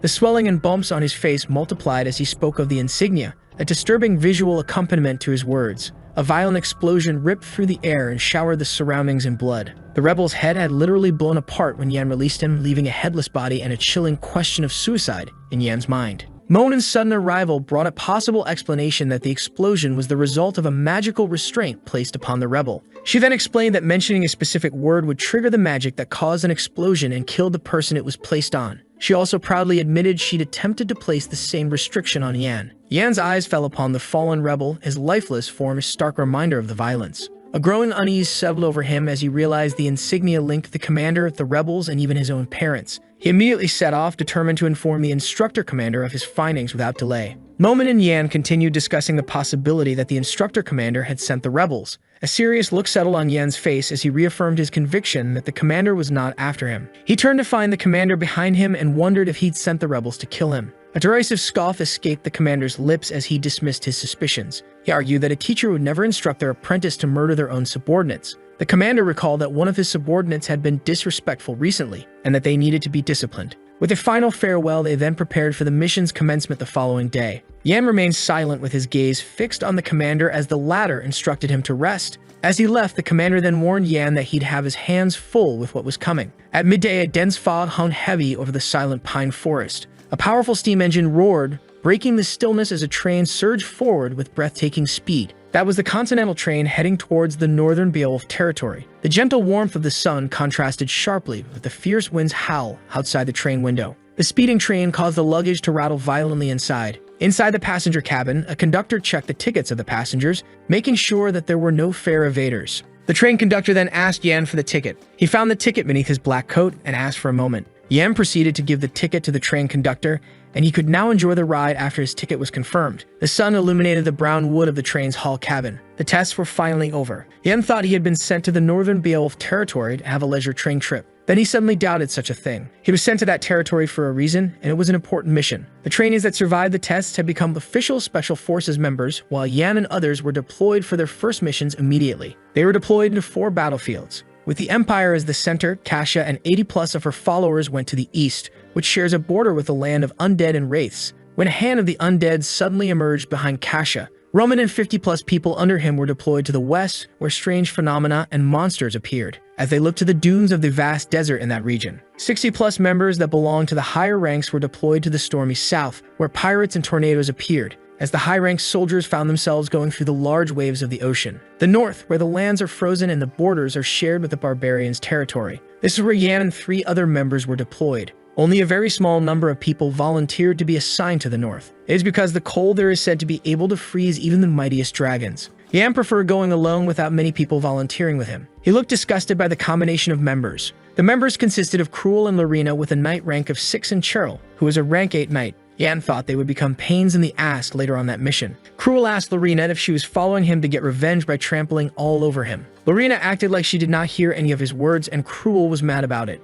Cheryl advised Cruel to shut his hurtful mouth towards her. Cruel thought that Cheryl was just a maid of Lorena at this point. Then she introduced herself and said that she'd been working with Lorena ever since the Blade Mountain ranges. After Lorena saved her, she then decided that she would go where Lorena goes, and no one had ever stepped in like that before her. Then Cheryl thought that Lorena was quite annoying by his behavior, and Cruel was still mad after she said that. Yan was also annoyed at everyone, thinking that he wouldn't be able to travel quietly while with them. Cruel Dwight did not actually care about Lorena, and there was only one reason he decided to go north. His intent was to kill Yan. He then gave Yan an aggressive gaze while he was taking a nap. He just hated the sight of Yan from their first meeting, as a memory overwhelmed him of his defeat after battling with him. Yan always got in his way and humiliated Cruel. Now this was Cruel Dwight's chance to kill Yan, since they were now outside the training center's premises. He was starting to be insane again as he drew his knife slightly visible. His eyes suddenly looked evil while imagining Yan's death. Then Yan looked at him menacingly and knew what Cruel's intentions were. He got scared of Yan's stare, which left him sweating, and got punched by him because of his behavior. The railroad screeches as the train continues to head toward the north. Lorena stares outside the train's window without saying a word, and she sees her hometown, thinking that she never thought she'd go back this soon. She then remembers how she got exiled from her hometown and how she left the territory without even turning back a single time. Lorena has not heard anything about her brother, and she cannot go back like this after she left her hometown. She is trying to put herself back together and fighting back her tears. Yan notices that Lorena has not spoken a word all this time. He guesses that she is not happy about going back to her hometown. Yan has shocking news for Lorena, hoping that even she will get surprised as he stares at her with a smile. They will reach Avalon soon, as the sunlight disappears inside the passenger cabin of the train. Yan suddenly hears a voice in the back, leaving him bewildered. It turns out that the Imperial advisor really wants to drop by even though Avalon is near. another man confronted the advisor, stating that the crown prince will be disappointed, and he cannot just drop by while the train is moving. According to the imperial advisor, the crown prince's academic studies are already finished, and there is nothing else to teach him anyway. That's why he chose to go north. That old man is actually Imperial Advisor Hugo. He is the teacher of the Emperor and the Crown Prince, and he is also known as the brains of the Empire. Yan is glad to meet such a noble individual. He was a commander who knew no magic or martial arts, but he still became a respected great person of the Empire with academics and philosophy. Even the Emperor recognized him and bestowed the title of Count to him, who was a commander back then. He was magnificent even in his last moments, befitting the titles given to him in Yan's past life. The Imperial Advisor kept advising the Emperor while bleeding and crying for 3 days and nights. Due to his loyalty to the Empire, he then gets rewarded by the Emperor by giving him death. However, that will only happen later in the future, but not for now. The conductor apologized for causing discomfort to the Imperial Advisor. Then the train management prepared a private room only for the brains of the Empire himself. Yan notices their exchange but stays silent. As both of them head toward the private room, Yan stares quietly and notices a hand signal done by the conductor. It's a sign language meant to be sent to other people on his team. The message he reads is that the train is passing through a tunnel, and when that happens, it is time for them to assassinate the Imperial Advisor. Yan smirks as he has been waiting for this opportunity to come for so long. He then recalls the advisor's personality, which is that he is loyal to the people of the Empire and not the Emperor. And so the Revolutionary Army deemed him a nuisance to their plans, so they decided to kidnap him. He knew that these people were the Revolutionary Army since the sign language they perform is done only by the Revolutionary Army. The conductor then announces that they would be making a brief stop in the tunnel due to a technical issue and prompts the passengers to remain in their seats. Yan has been waiting for this chance to rescue the Imperial Advisor and build a connection with him. He then calls attention to his subordinates and states that he will be conversing via frequency transmission from now on. Yan explains that the train has been taken over by the enemy, and in an hour's time, when the train enters the tunnel, the enemies will ambush one of the VIPs on the train. He adds that the enemies are disguised as train crew members, and that there is also a chance that some of them are disguised as passengers. Cruel interrupts his plan, saying that they haven't even received their mission yet, so there is no reason for him to listen to his plan. Due to that, he gets punched in the face, which promptly silences him. And so Yan continues on and asks if anybody else has a question. Lorena states that it is hard for her to suddenly take in everything he has just said, so she asks where he got his information. Yan explains that the commander had instructed him privately about it, which is also the reason he chose to go to the north. Lorena seems to believe his explanation, so she now asks if he knows who their enemies are. Yan tells him that he doesn't know their exact numbers, but he knows who they are. He reveals that they are part of the Revolutionary Army, which sends Lorena into shock, possibly hinting that she has unfinished business with the bunch. Time passes and the snowstorm gets stronger by the second. The train continues to move through despite the strong snow. Inside the train, the guards are talking about the passengers they have put to sleep with their sleeping incense, so now they can slowly take over the carriage. One of the guards worries that there are special forces among the passengers, but suddenly a voice from behind the guard asks why crew members need weapons, which sends a chill down his spine. Lorena then attacks the enemy from above with her sword as the enemy panics, wondering who she was. Her attack manages to cut the enemy's sword in half and strike his torso. The other enemies are horrified at the sight of their comrade being attacked. They also realize that the wounds she inflicted have now frozen up and dealt their comrade a great deal of pain. The enemies see that her sword is bursting with cold energy, which leads them to a conclusion. They realize that their enemy is part of the Beowulf family.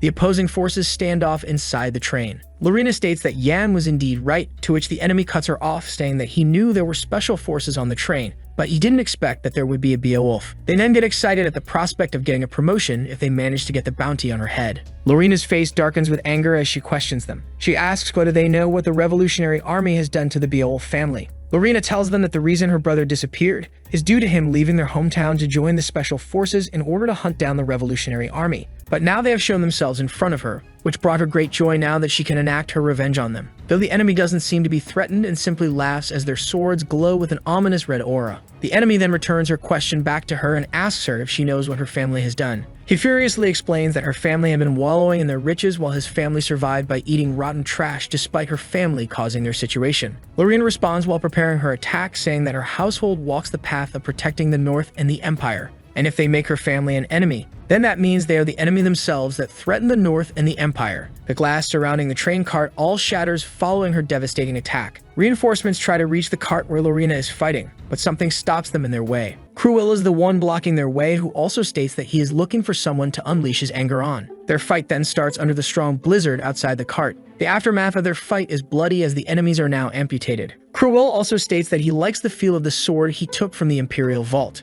He is also refreshed after seeing some blood after such a long time, given how he is a blood-crazed maniac. His eyes then sharpen as he proclaims that Yan will be next on his list. Outside the train, Moment informs Yan that she senses mana from the next carriage. She also tells him that he shouldn't call her for useless stuff like detecting enemies' mana. Yan responds, saying that she has to earn her keep. As Moment floats above him in the air, he then starts his operation to save the Imperial advisor from the Revolutionary Army. Our video ends here. If you like it, subscribe to the channel. See you next time. Bye-bye.